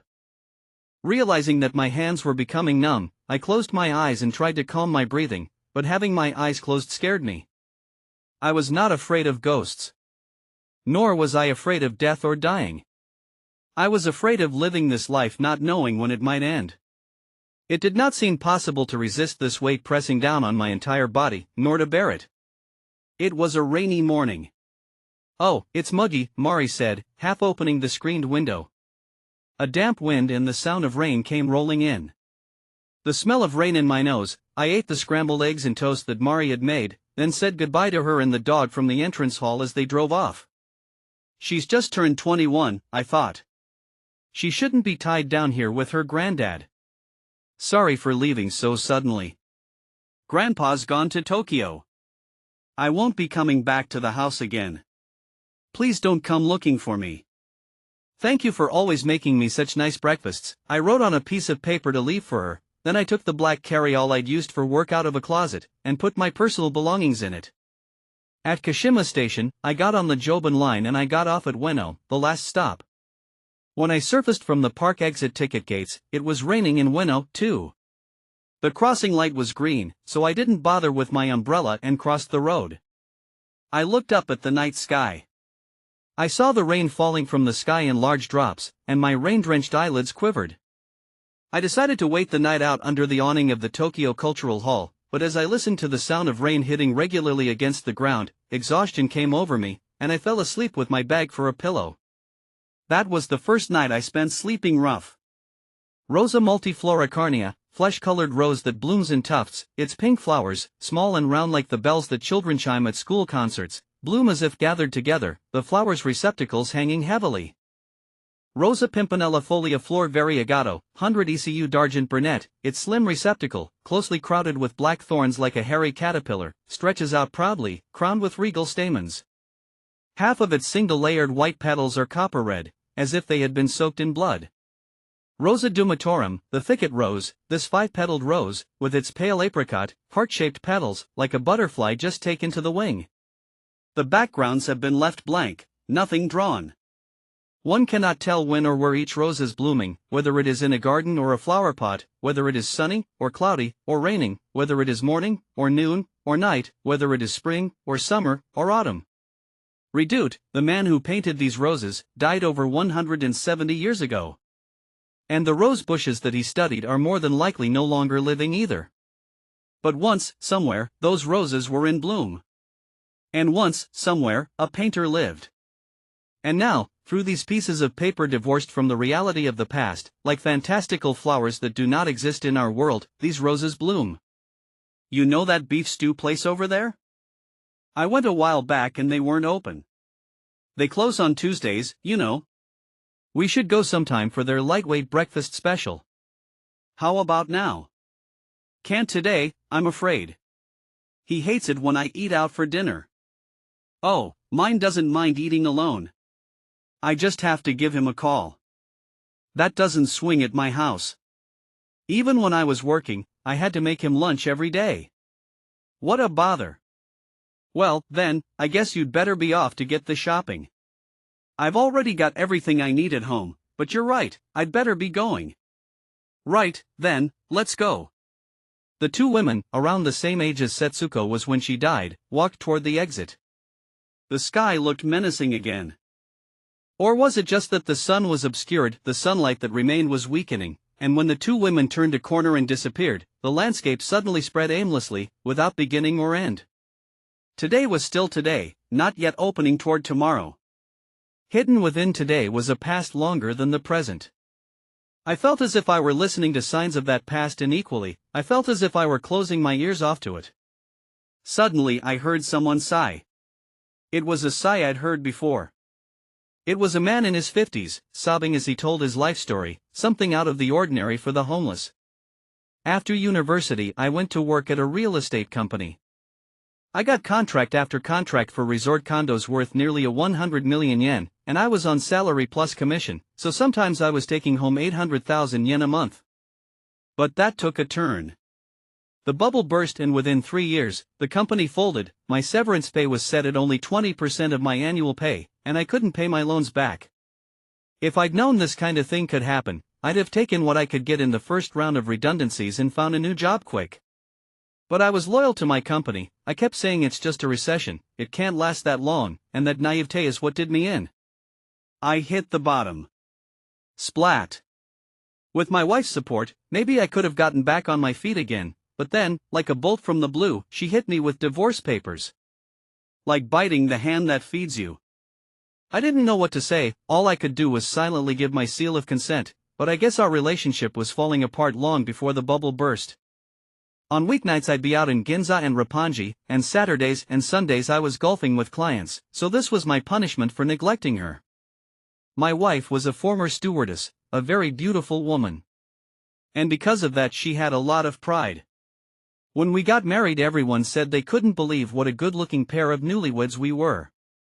We had our reception in the orchard room at the Hotel Okura, 180 guests, but I guess that was the peak for me. To be more specific, I look hard at the point when I lost control, but I still can't believe I became homeless. Having passers-by look at me like I'm something dirty. I guess my life's hit rock bottom. Am I gonna die on the streets? On and on he went, sighing and weeping. This man had been in Ueno for about 6 months, but then he packed up his hut and said he was moving over toward Toyama in Shinjuku. Rumor was that not long after, he'd been killed by some middle schoolers. In Tokyo, Yokohama, and Osaka, groups of youths were attacking homeless people for sport. Every time I heard another story, the terror ran rampant. They'd been attacked with timber and metal bats, their huts set fire to. Firecrackers had been thrown into huts, and then, when the occupant ran out, they had been set upon and stoned. The perpetrators had sprayed huts with a fire extinguisher, then ganged up on the occupants with air guns, signboards, and crowbars. And once you were exhausted from the violence of being kicked and punched, they would set off fireworks at your face from a short distance until you went blind and then stabbed you repeatedly. Belongings of the homeless from the tent village must be bundled in tarps and secured with string, and each bundle must have attached a tag bearing their reference number, an identifying abbreviation and number designating its owner's usual turf, like a license plate on a car. NAT is for the National Science Museum, SAI is for Seigo, LAN is for the lanterns at Ueno Tashoga Shrine, SUR is Mount Suribachi. Shige and I had lived in SUR, in the shelter of the trees at the base of Mount Suribachi. Attached to a visible part of the exterior of your baggage. This number cannot be borrowed or transferred to someone else. Do not look after other people's belongings. Put only necessary items in your bag. Do not overfill. The attempts to make the sign easier to read actually made it more difficult. I guess they must have thought that most homeless people barely had an elementary school education. The birds were calling to each other in the trees over the tent city. The occasional sound of wings flapping suggested that they were fighting, perhaps over food, or because one's nest was nearby. One little tent's blue tarp had become slack and a few days' worth of yellowish rainwater and fallen leaves had collected on top. If the roof was flat, the tarp would get damaged and the cardboard that formed the hut itself would get sodden and disintegrate from the rain, so the golden rule was to create a sloped roof. But next to the hut there was a bicycle with hangers and an umbrella and hose and a bucket and all sorts of household essentials hanging off the front basket, handlebars and rack. A child's yellow beach sandal with fingerprint-like traces of wear was caught up in a rope holding the tarp up, and the clothes hanging on the bamboo broomstick protruding from the hut were women's underwear. The tarp serving as a door curtain peeled back and a white head emerged, belonging to the old woman who had talked about Shige being found dead in his tent. She smacked her lips together, pa, as if speaking in baby talk, then started walking. On her right foot she wore a sandal, on her left, a white Adidas running shoe with the laces done up properly. A man wearing a blue cook's hat jogged through the red torii of Hanazono Inari Shrine. He must have been a cook at one of the nearby restaurants, but which one, I wondered. The old lady, without giving a glance to the cook or the shrine, went down the gentle slope toward Shinabazu Pond, arms swinging as she went. Her upper half was bundled up in a gray down jacket with a pink vest layered over it, but on her lower half she wore only light purple trousers, perhaps having left her skirt in her tent. The left leg was torn from the hem, laying bare the oversized socks she was wearing. She stopped in front of the vending machine in the middle of the hill and pulled 2 50-yen coins and 3 10-yen coins from her pocket, counting them in her palm, then grasping them tightly as she looked up at the machine, muttering, She pressed one of the buttons underneath a little sign that read cool, then grunting as she bent over, pulled a plastic bottle of amino supply from the slot. Dangling it from one hand as if it were heavy, the old woman went back up the slope, her expression unreadable. At the bottom of the hill was the path to the zoo. A tall, thin homeless man walked toward the main road, pulling a handcart after him. It was loaded with 6 semi-opaque, 90-liter rubbish sacks full of aluminum cans, probably 3,000 yen's worth. His long hair, mostly white, was tied back with a rubber band, his t-shirt was yellow-green, and his trousers might have once been gray but had nearly lost their color from being washed too many times. His brand-new black socks looked as if they were floating. At the entrance to Shinabazu Pond, there was a taxi rank with about 10 cars waiting in a queue. About 5 or 6 meters from the taxi at the end of the queue, a blue tarp had been spread out with about 400 or 500 aluminum cans on top of it. In the 20 or so plastic checkout bags tied to the railings separating the road and the pavement were someone's daily necessities, hung there for storage. The handle of a damp umbrella was hooked over the top of the rail, and a bamboo broom was stuck through as well. A blue tarp covered a trolley laden with blankets, clothes, pots and more, and on the handhold of the cart, plastic carrier bags full of rope and work gloves and pastries were attached with laundry pegs. A homeless man, head resting against the rail and legs stretched out between the rows of cans, looked vacantly out at the cars passing before him, then, apparently having fallen asleep, his head slipped from the railing. When I had lived here, I had never been driven this far out. 2 large, new signs had been put up at the edge of the park. Would we be targeted for reduction once the foreign commissioners in charge of World Heritage listings and Olympics selection committees caught sight of the homeless tents? Shinabazu Pond connected to the Cormorant Pond inside Ueno Zoo, but the concrete block wall around the Benton Gate exit had barbed wire strung on top. Sometimes, I could hear the sound of bird calls from the zoo. One would start calling, and then the rest, unable to hold back any longer, would join in. There'd be a splash, the sound of water, and I'd look at the surface, but the turtles and carp would be sticking their heads out, and I wouldn't be able to tell what had made the sound. There was a group of white and brown ducks, some weaving their way through the lotuses, some resting with their bills on their backs, others floating upside down with their heads submerged, or beating their wings, scattering drops of water. The ones I thought were white ducks had hook-like curves at the end of their yellow bills. If they were some kind of seagulls, what sea might they have come from? Maybe Tokyo Bay. Under a willow tree with branches extending into the pond, ladies in their early 60s leaned against the fence and conversed. Don't you think are fewer sparrows about these days? Some people catch them, as a job, I heard. What? Really? It was without doubt the 2 ladies who had been in the Roses exhibition, talking about Takeo. Both had black leather bags on their shoulders, tightly permed colored hair, and they wore neutral shades of white, black, and beige. In their height and style of dress they were almost too similar, perhaps they were sisters or cousins. At their feet, a pigeon puffed out its neck, cooing as it paced round and round trying to obstruct a male or female's path, but the 2 women looked out at the opposite shore of the pond. Someone told me they saw grilled sparrow at a restaurant. Oh, look, aren't those sparrows there? They've come back. Above you. A flock of sparrows descended from the sky as if they'd been scattered by someone, splitting in 2 directions in the trees, settling in a willow and the cherry tree next to it. Oh no, one of them got me. It looks like it's going to rain anyway, shall we head off? They crossed at a light which had just turned green and walked up the slope past the vending machine. A young man with a shaved head wearing a white running top and black leggings with bright red running shoes. He crossed Tenryu Bridge, then stopped in front of the water basin at the entrance to the shrine. Taking the dipper in his right hand, he scooped water from the engraved stone basin and cleansed his left hand, then changed hands to cleanse his right, finally washing his mouth.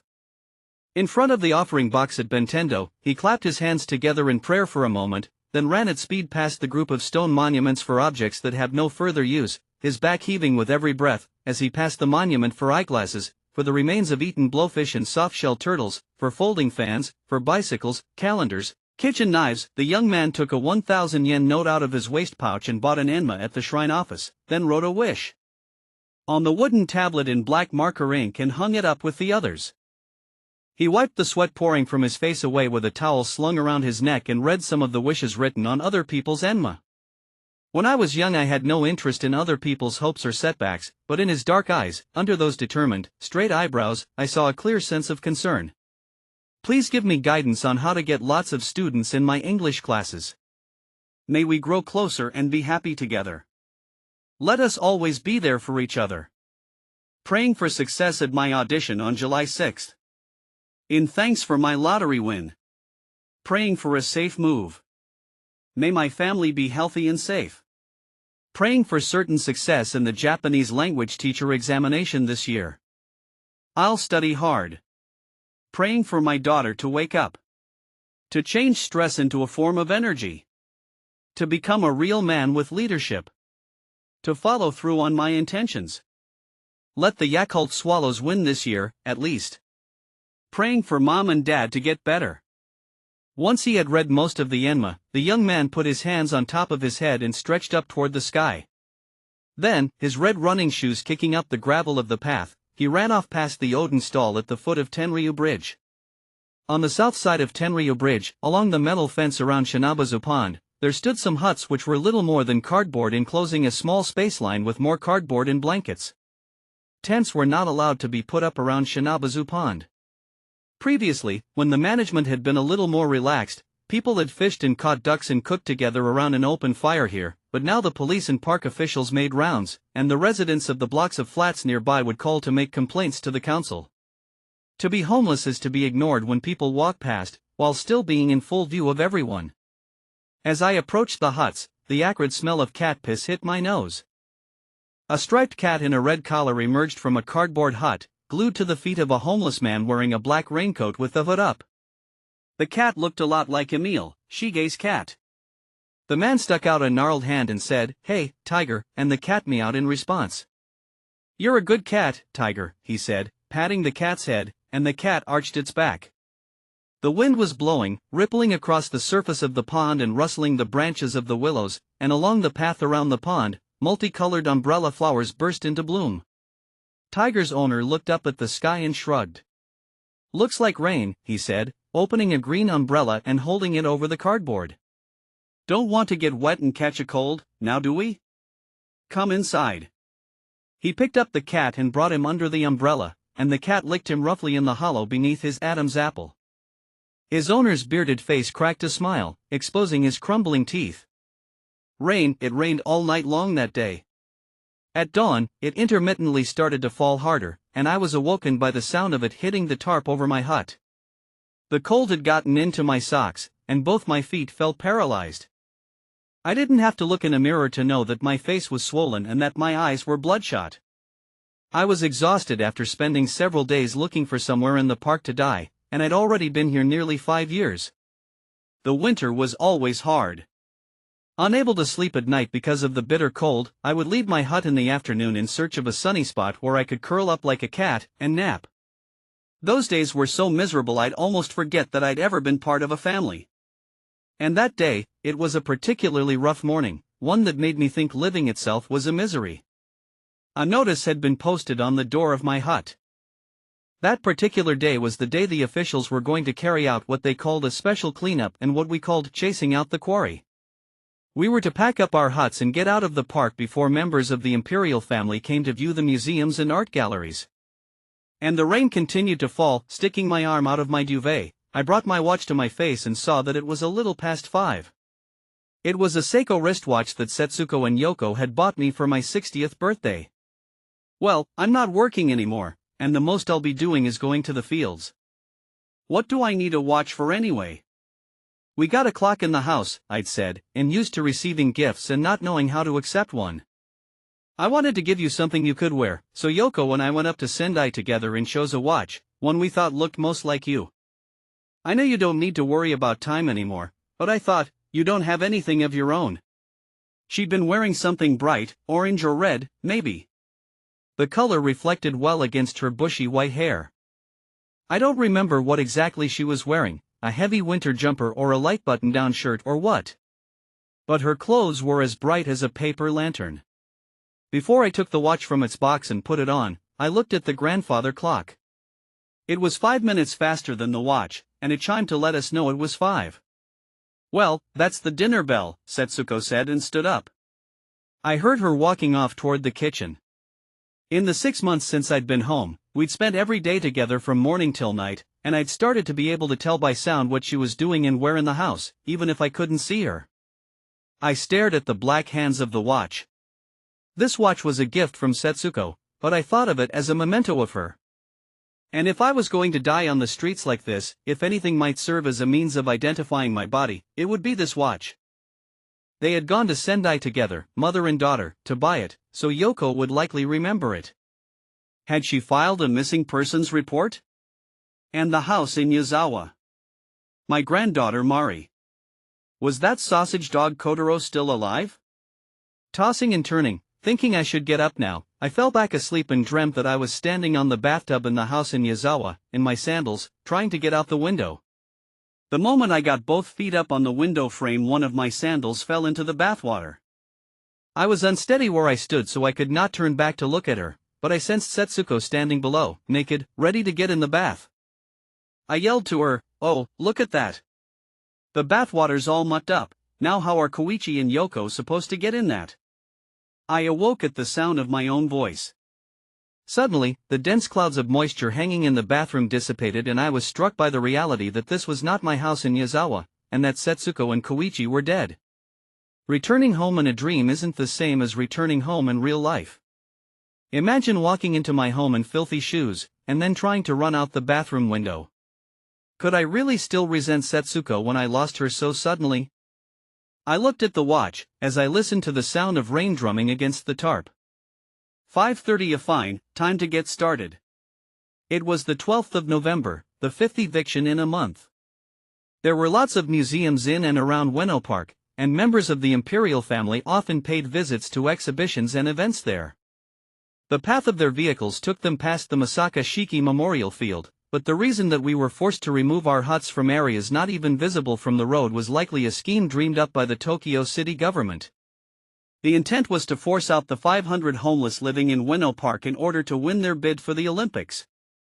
This was obvious since we were unable to put our huts back up until a good few hours after the imperial family were back in their palaces, and when we returned to our original spots after night had fallen, we would find signs and fences and flower beds designed to keep the homeless out, forcing us to wander the streets. All of this I knew, but whenever there was an imperial visit, rain or snow or typhoon, I still had to pack my things up and leave the park. Shige had explained it to me. There are 3 kinds of imperial visits. One is when the emperor visits, another is when one of the crown princes visit. And then, there's the third kind, a combination of the two. Emile, I'm writing a letter of appeal, so when that black imperial car comes, you can jump out just like Tanaka Shozo and say, "I have a request for your majesty." Not even a police officer would try to arrest a cat, he said, scratching Emile under the chin. Emile stretched toward the sky, rubbing his mouth against Shige's fingertips. They wouldn't tell us what type of visit it was or who was visiting ahead of time. The earliest notice was a week in advance, although sometimes they gave us as little as 2 days' notice. I could take down and pack my hut up in 2 hours if I didn't stop for a break, but it took nearly half a day to reassemble. More difficult than the time and effort involved was removing the blue tarps and disassembling the cardboard and pieces of wood that served as walls and a roof, only to see in an instant that all of my belongings looked like nothing but a pile of rubbish. The materials that made up my hut, the tarp, the cardboard, were all things that someone else had once thrown away. That day, I started dismantling everything at 6 in the morning, and by the time I had loaded everything up on a handcart, with a blue tarp over it to keep the rain off, and attached the number tag to it, it was past 8. I watched the rain fall on the white patch of ground where my hut had been, turning it darker and darker until I could no longer tell the difference between it and the rest of the ground. Then I opened my umbrella and set off in the rain. I hadn't yet decided where to go. Those with the means could, on these rainy winter days of exile, go to a manga cafe or a capsule hotel and have a shower and sleep, or spend the day in a sauna like it was a day off. Some people put the heaviest of their things in a coin locker at the station or one of the free lockers in a pachinko parlor and just rode around the Yamanote line all day. When the trains weren't busy, they could sleep in the warmth of the cars, and go around gathering up magazines left on the train or in the bins on the platforms. But on that day, I'd been feeling bad for a few days already, enough to make me wonder if I'd come down with something serious without realizing it. My stomach and back hurt very much. I didn't want to go out in the rain. I wanted to stay cocooned in my futon, if I could have. Even with my umbrella up, the rain blowing sideways against my face and shoulders hit me like I was being stoned. Raindrops ran down my eyelids, and I could not see much in front of me. Breathing through my mouth like a dog, I wiped the rain from my face with my arm, but the sleeves of my coat were already soaked. The rain seeped through my clothes down from my collar to my back, and a chill rose from the back of my neck, creeping its way into a headache. The need to pee was exceeding the limits of my endurance. I put all my energy into every muscle in my body so as not to stumble and fall, gripping my umbrella, step after step, headed to the public toilet. There, I took a piss, and although I hadn't meant to look, I saw my face reflected in the mirror over the sink. My damp hair was stuck down to my scalp, but I could see that I was going bald in the front and on top, and the few hairs I had left were mostly white. That wasn't all that age had touched. The corners of my body too were aging. Before, I wouldn't have been shaky in this sort of cold. When I left home aged 12 to work in the fishing port and slept on the boat, or when I worked on construction sites for the Tokyo Olympics, however cold I was, I'd never been so cold that I couldn't hold my fishing net or pickaxe. I began to tremble slightly in my wet coat. I put up the collar and arranged the front, but the trembling didn't stop. To distract myself from the cold I stamped my feet, and as I did I heard a sloshing in my boots, and I knew then that the rain had gotten all the way through them. I hadn't fallen in a ditch, so there must be a hole in the soles. When I left the public toilet, the rain had not changed, but the sky seemed just a little bit brighter.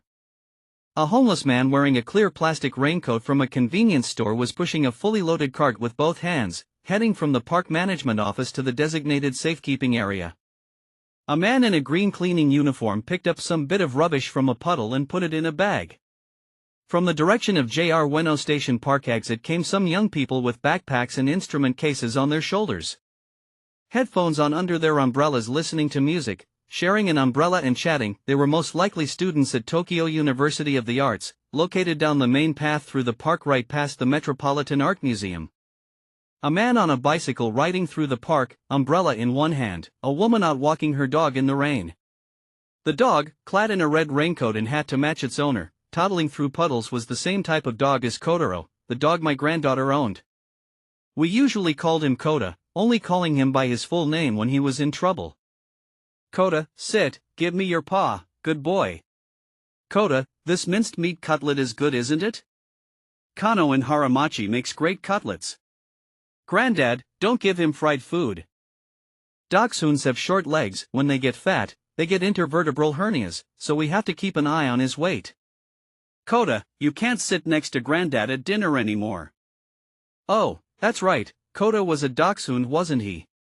As I walked down the central path, one of the park's rubbish collection trucks drove past, splashing me with muddy water and soaking my trousers. A 10-ton Tokyo Metropolitan Symphony Orchestra truck was parked by the Tokyo Cultural Hall, and under the building's overhang there was a rusted blue bicycle parked on its stand. An old homeless man sat on a folding stool holding an umbrella. A big white cat was curled up on his lap. Its face was dirty with eye discharge and mucus, its tongue lolled from its mouth. It didn't seem like it had much longer to live. On the ground next to the bicycle was another umbrella laid open, with bread crusts scattered underneath and a number of sparrows picking at them. Down Chwadori from the direction of Ueno Hirakoji came a phalanx of about 10 riot police vehicles, a transport van at the head, followed by the bomb squad's equipment and the explosives disposal vehicle, and an evidence collection vehicle, which would film any trouble and save the footage. I looked at my watch. It was 8:57. The riot police van stopped in front of the big fountain at the plaza. The police got out of their transport vehicles and opened their umbrellas one by one. Officers from the Forensics Department's K9 unit, clad in dark green uniforms and hats with tall rubber boots, started walking their bomb-sniffing German shepherds around the undergrowth of the park to make sure that it did smell only of undergrowth. 9:32, 1 hour after the deadline to leave the park, I walked down the slope by Hanazono Shrine and stood at the foot of Tenryu Bridge by Shinabazu Pond. The surface of the pond rippled with each raindrop that fell, the ripples spreading out then disappearing, rippling then disappearing. Where do they go, I wondered, but then, as if my very core had been pulled out of me, I could not stop shaking, as if I were trembling at every single drop of rain that dampened my shoulders.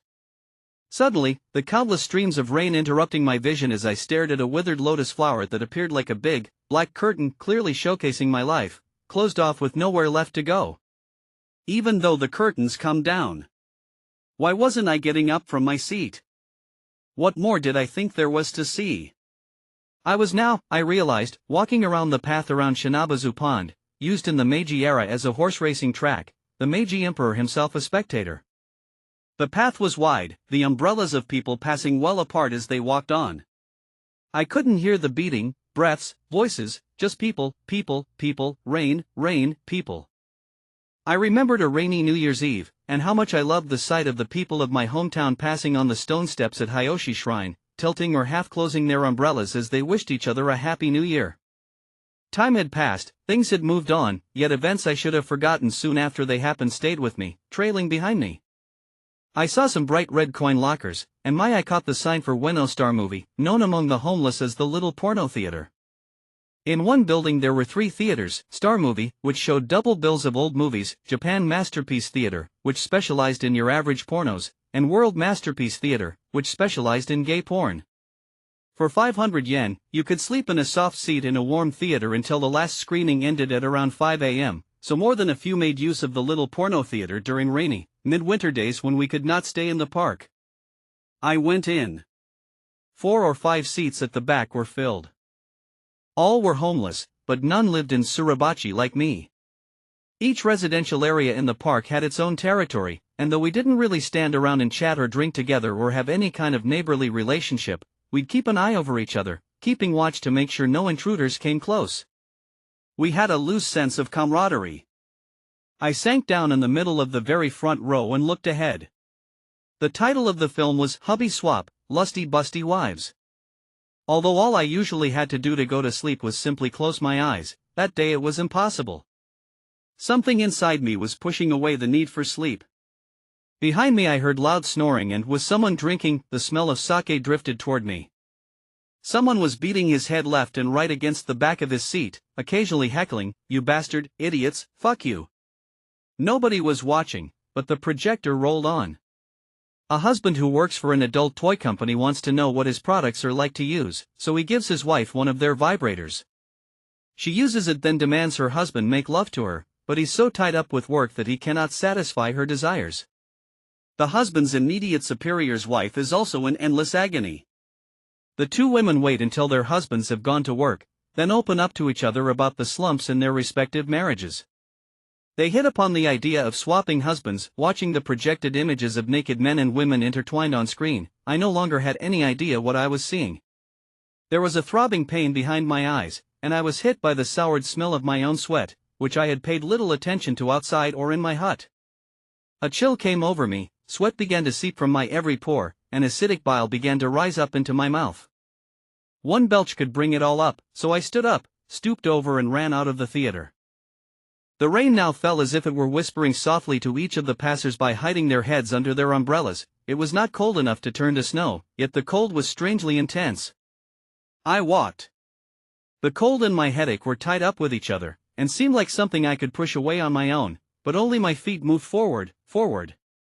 I hadn't made a clear decision to do so, but I felt as if I were heading toward the library that Shige had mentioned to me. When I started to cross the road, the crossing light turned red. I looked at my watch. It was 12:29. The special cleanup notice had said we were forbidden from the park between 8:30 a.m. and 1 p.m. I had never returned to the park before the restrictions had ended. But if I went back, would I be doing any wrong? What would be the violation? What harm would it do? What would I encroach upon? Someone might be bothered, someone might be angry. I was doing nothing wrong. The only thing I was guilty of was being unable to adjust. I could adapt to any kind of work, it was life itself that I could not adjust to. The pain of life, the sadness, and the joy. Going up the escalator, I saw the newest entrance to Ueno Station, built in 2000 when the Panda Bridge was unveiled. Next to the Panda Bridge ticket gates, there was a 3-meter-tall panda doll in a clear acrylic case. The flow of people over the bridge was sporadic. The fact that I could only see the hips of people passing me in the rain puddles made me realize that I was walking hunched over, looking at the ground, like a prisoner being marched off for committing a crime. A pigeon stopped on the railings a meter ahead and craned its neck at me. Seemingly used to being the subject of people's gaze, the pigeon alighted at my feet. Then, when I was nearly close enough to tread on it, it just took a few hops off to the side and did not try to fly away. Maybe one of the homeless had been feeding it on bread crusts or something. On sunny days, homeless people would sit against the metal fencing on the overpass and eat or sleep, but today there was no one. I saw a single black BB fall in a rain puddle. Was there a child somewhere with an air gun hunting homeless people sleeping in the open? Taking aim at the people waiting on the platform for the next train? Under the overpass were the platforms for the Utsunomiya line, the Takasaki line, the Joban line, the Jotsu line, the Kihin Tohoku line, and the inner and outer loops of the Yamanote line. A homeless man had jumped from Panda Bridge onto a train and killed himself, or so the police had said when they came to the tent village to ask questions. The guy had lived in the group of tents across from the National Science Museum, but nobody knew his name, birthplace, or anything by which his body could be identified, nor was there anyone who would speak. They hadn't found any trace of the life he had lived outside of Ueno Park. Crossing Panda Bridge, I climbed a set of stairs and there was the park. It had not been taped off, nor were there any announcements being played. Everything in the park continued as always, the same as any other day.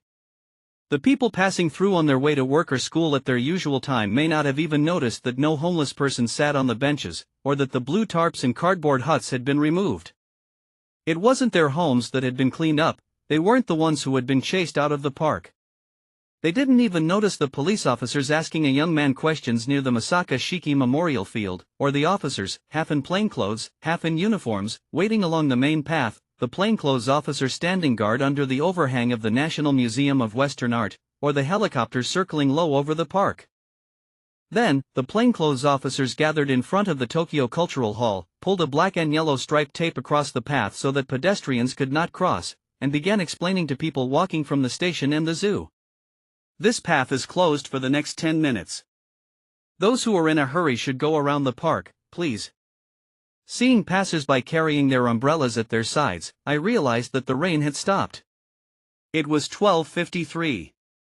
Is something going on? A man who must have been a student, dressed in jeans and a duffel coat, asked an officer in a suit. The Emperor's vehicle will pass here soon.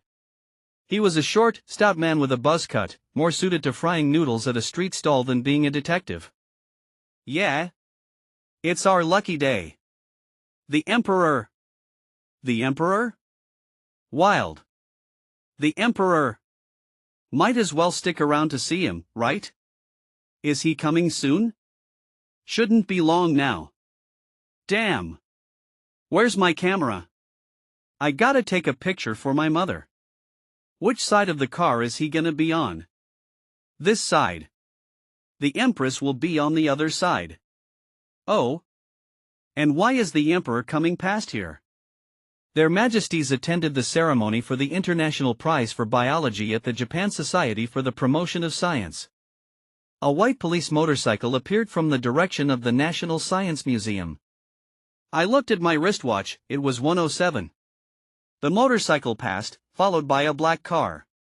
The Imperial car was approaching. It was a Toyota Century Royal with the Imperial Standard, a gold chrysanthemum with 16 petals, on the bonnet. There was also a gold chrysanthemum in place of the license plate. There they were in the back. Just as the officer had said, the Emperor was seated behind the driver, and the Empress was on the passenger side. The nearly 30 people who happened to be there by chance waved at the vehicle or held up their phones, uttering in surprise, "It's really them. They're so close. Like 2 meters away. Just like on TV." The Imperial car, which had been going about 10 kilometers an hour, slowed to the speed of a leisurely walk and the rear window rolled down. The man who waved tremulously, palm toward us, was the Emperor. The Empress waved to the people on the other side of the road, then, leaning forward in her seat, she turned to greet us with a graceful wave of her pale hand. The Emperor and Empress were a stone's throw away from me. The pair gave us a look which could only be described as gentle, and a smile came across their innocent faces, ones which had never known sin or shame.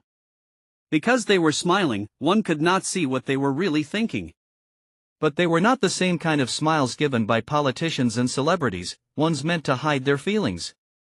A life that had never known struggle, envy or aimlessness, one that had lived the same 73 years as I had. We were both born in 1933, I'm certain of that, so soon he would be 73.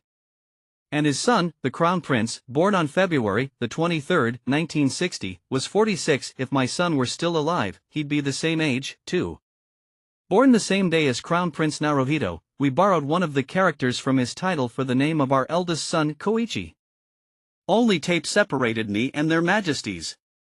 If I ran out toward them, I was sure to be snatched by police, but they would see me, and hear me if I said something, but what? My throat was empty. As the car went on into the distance, I waved after it. He had heard my voice. On August 5, 1947, Emperor Hirohito had appeared, wearing a suit, as he stepped down from the imperial train which had stopped at Haramachi Station, and the moment that he put his hand to the brim of his hat in greeting, I was one of the 25,000 voices that cried, "Long live the Emperor!" At the age of 30 I decided to come and work in Tokyo, and I worked on the construction sites of the Olympic stadiums. I didn't see a single event, but on October 10, 1964, sitting in my small room in the prefab company dormitory, I heard the voice of the Emperor through the radio. "I declare open the Games of Tokyo celebrating the 18th Olympiad of the modern era." And on February 23, 1960, when my wife Setsuko was going into labor, the radio announcer had said, exultantly, "Today at 4:15 this afternoon, at the hospital of the imperial household, a prince was born. Mother and child are both doing well." Suddenly, my eyes filled with tears. I strained all the muscles in my face to stop them from falling, but my shoulders began shaking with each breath, and I hid my face in my hands. Behind me I heard the sound of someone dragging their feet. I turned and saw a homeless man, dressed in a coat which was too long and walking on the backs of his shoes like they were slippers. Another pushed a cart full of luggage covered with a blue tarp, his umbrella dangling from one hand. I saw the police get into a patrol car and leave the park. The exile was over. I could smell the rain now. The smell of rain was stronger just after it had stopped. All of Tokyo is covered in asphalt, but in the park, there are trees, earth, grass and fallen leaves, and the rain brought out their fragrances. In my 30s, I did overtime every night. As I walked to the station I'd be overcome by the waves of salarymen on their way back from work and I'd wonder if they had families waiting for them at home, and on nights after it rained, I walked in my muddy boots over the wet asphalt, shimmering with reflections of neon signs, and then I could smell the rain. Some sunlight pierced through the clouds to the west, but to the east, the sky was still so heavy with rain clouds that it looked like it might start again at any moment.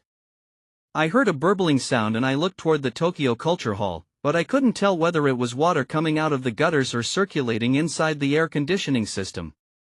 With my head turned toward the sky, breathing in the smell of rain, and listening to the sound of water, I realized exactly what I was going to do next, like a moment of enlightenment. I'd never used the word enlightenment before. I was not getting caught up in something and going along with it, nor was I running away from anything, as if I were a sail allowing itself to be pushed along by the prevailing wind. Suddenly, I didn't care anymore about the cold or my headache. The yellow of the ginkgo leaves poured into my eyes like paint dissolving into water. Each leaf had a golden glow that was almost too beautiful, the ones that danced in the air, the soggy ones trampled on by people, and the ones that still clung to their branches. Since I became homeless, my only interest in ginkgos had been the fruit. Wearing plastic gloves, I picked them up one by one and put them in a plastic bag. When it was full, I took them to the water fountain and washed off the part of the skin that stank. Then, I would spread them out on a newspaper to dry, before taking them to Amyoko Market, or I could get 700 yen a kilo for them. My vision was filled with yellow leaves, whirling in the cold winter wind. The turning of the seasons no longer had anything to do with me, but still, I didn't want to take my eyes away from that yellow, which seemed to me like a messenger of light. The chirp of the signal for the visually impaired was what made me realize that the light had turned green. I crossed the road. I took some change out of my pocket and bought a ticket. I passed through the gates at the park entrance of Ueno Station. A sign with the words, Northeastern Shinkansen Service, Shinamori bound, came into view, and suddenly I thought, if I took that train I'd be at Kashima Station in 4.5 hours, but this hesitation lasted only a beat. The feeling of homesickness no longer made my heart pound or my chest tighten. A number of paths were now behind me. Only one way was left before me. Whether it was the way home or not, I wouldn't know until I tried. I took the stairs down to platform 2, the inner loop of the Yamanote line. A woman almost ran into me on the stairs. A petite woman in her 30s wearing a red coat with a shiny bob like a little girl. She was coming up the stairs, looking at her phone, and just before we collided she looked up. "Oh, sorry," she said, her face pale and lifeless. In the flash of surprise that registered on her face for a moment as she realized I was homeless, I saw a shadow, as if all of her dreams had just been crushed. I stopped and turned around near the bottom of the stairs, just in time to see her red coat disappear. Now she wouldn't witness anything, I thought, and felt a little better. I wondered if she'd just got some bad news on her phone, but most likely she'd sleep well tonight, and in the morning she'd wash her face, have something to eat, do her makeup, get dressed and leave her house. And her life would continue. The calendar separates today from yesterday and tomorrow, but in life there is no distinguishing past, present, and future.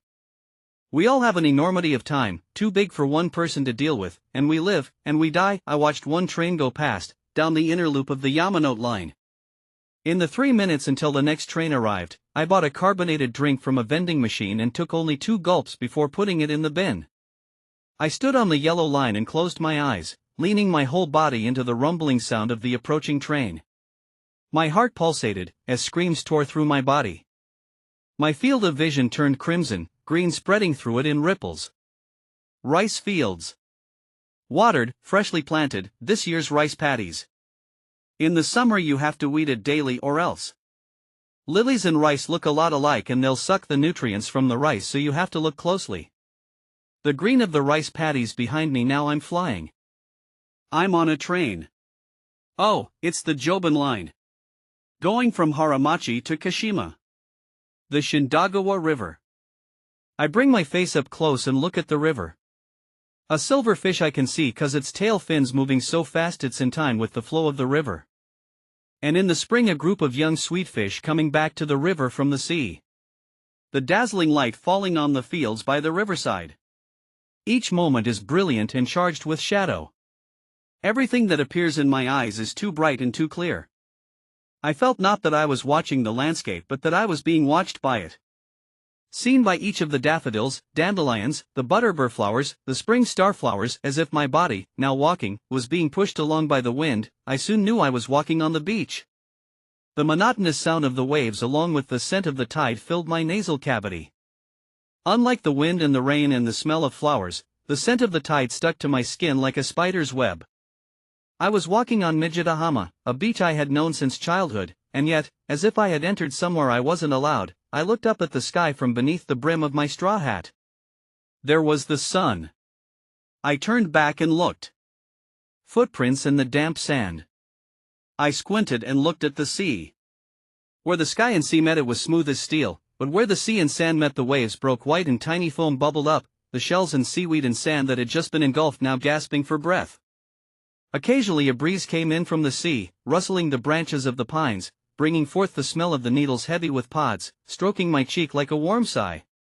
I followed the wind with my eyes as it left, watching, then realizing that there was Kitamijida, the village I was born and raised in. It shouldn't have been visible from the sea, but I could see the roof of my house clearly. The sky was blue and taut, but near the horizon I saw a large, spotlessly gray layer of clouds. A flock of seagulls squawked, springing from the pines all at once, then flying off as if riding on the wind. A sound like a jumbo jet taking off rumbled, and a moment later, the earth shook. I saw a telephone pole wobble like the mast of a ship going out to sea. I watched as people ran out of a plastic greenhouse, crawling on their hands and knees through potato patches, crying out, holding each other, clinging on to their trucks. I saw pollen fall from the shaken pines, turning the air pale yellow. I saw concrete block walls crumble, roof tiles fall, manhole covers float, roads crack, water gush. The emergency sirens blared over and over. A tsunami warning has been issued. Expected arrival time of 3:35 p.m. Waves of up to 7 meters are expected. Please seek shelter on higher ground. Police cars and public safety patrols came speeding toward the sea, sirens blazing, yelling out over their loudspeakers, "Tsunami coming, get to safety." Above the breakwater, people who had been watching the horizon line of white waves get ever closer suddenly, as if repelled, ran away shouting. The tsunami swept over the pines, raising clouds of dust as it rolled up boats, smashed into trees, washed away fields, tore through houses, crushed gardens, swallowed up cars, felled gravestones, ripped apart roofs and walls of homes, glass from windows, fuel from boats, petrol from cars, tetrapods, vending machines, futons, tatami, stovetops, desks, chairs, horses, cows, chickens, dogs, cats, men, women, elderly, children. There was a car driving down Highway 6. My granddaughter Mari was driving, and in the passenger seat was Kotaro, the dachshund. She parked in front of a house and got out, grabbing the chain of a Shiba Inu who had been leashed to a doghouse in the garden. Obviously taking charge of another abandoned dog. She picked up the dog and got in the car, slamming the door shut. The moment she started the engine, a black wave appeared in the rear view.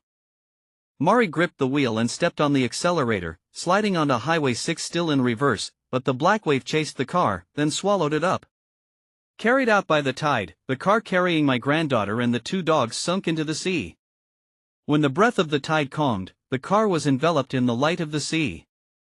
Through the windscreen I could see Mari's pink uniform from the animal hospital. Seawater in her mouth and nose, her hair flowing with the waves appeared brown in one light, black in another. Her wide-open eyes had lost their sight, but they shone like black slits. Just like Yoko, she had long eyes, taking after Setsuko. Kotaro and the Shiba Inu had both died in the car with her.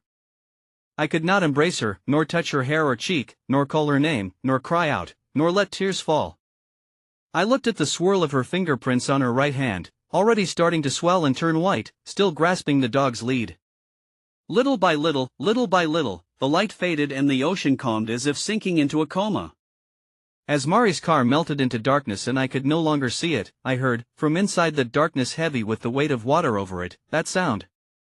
People wearing all colors of clothes, men, women seeped out of the darkness and flickeringly a platform emerged.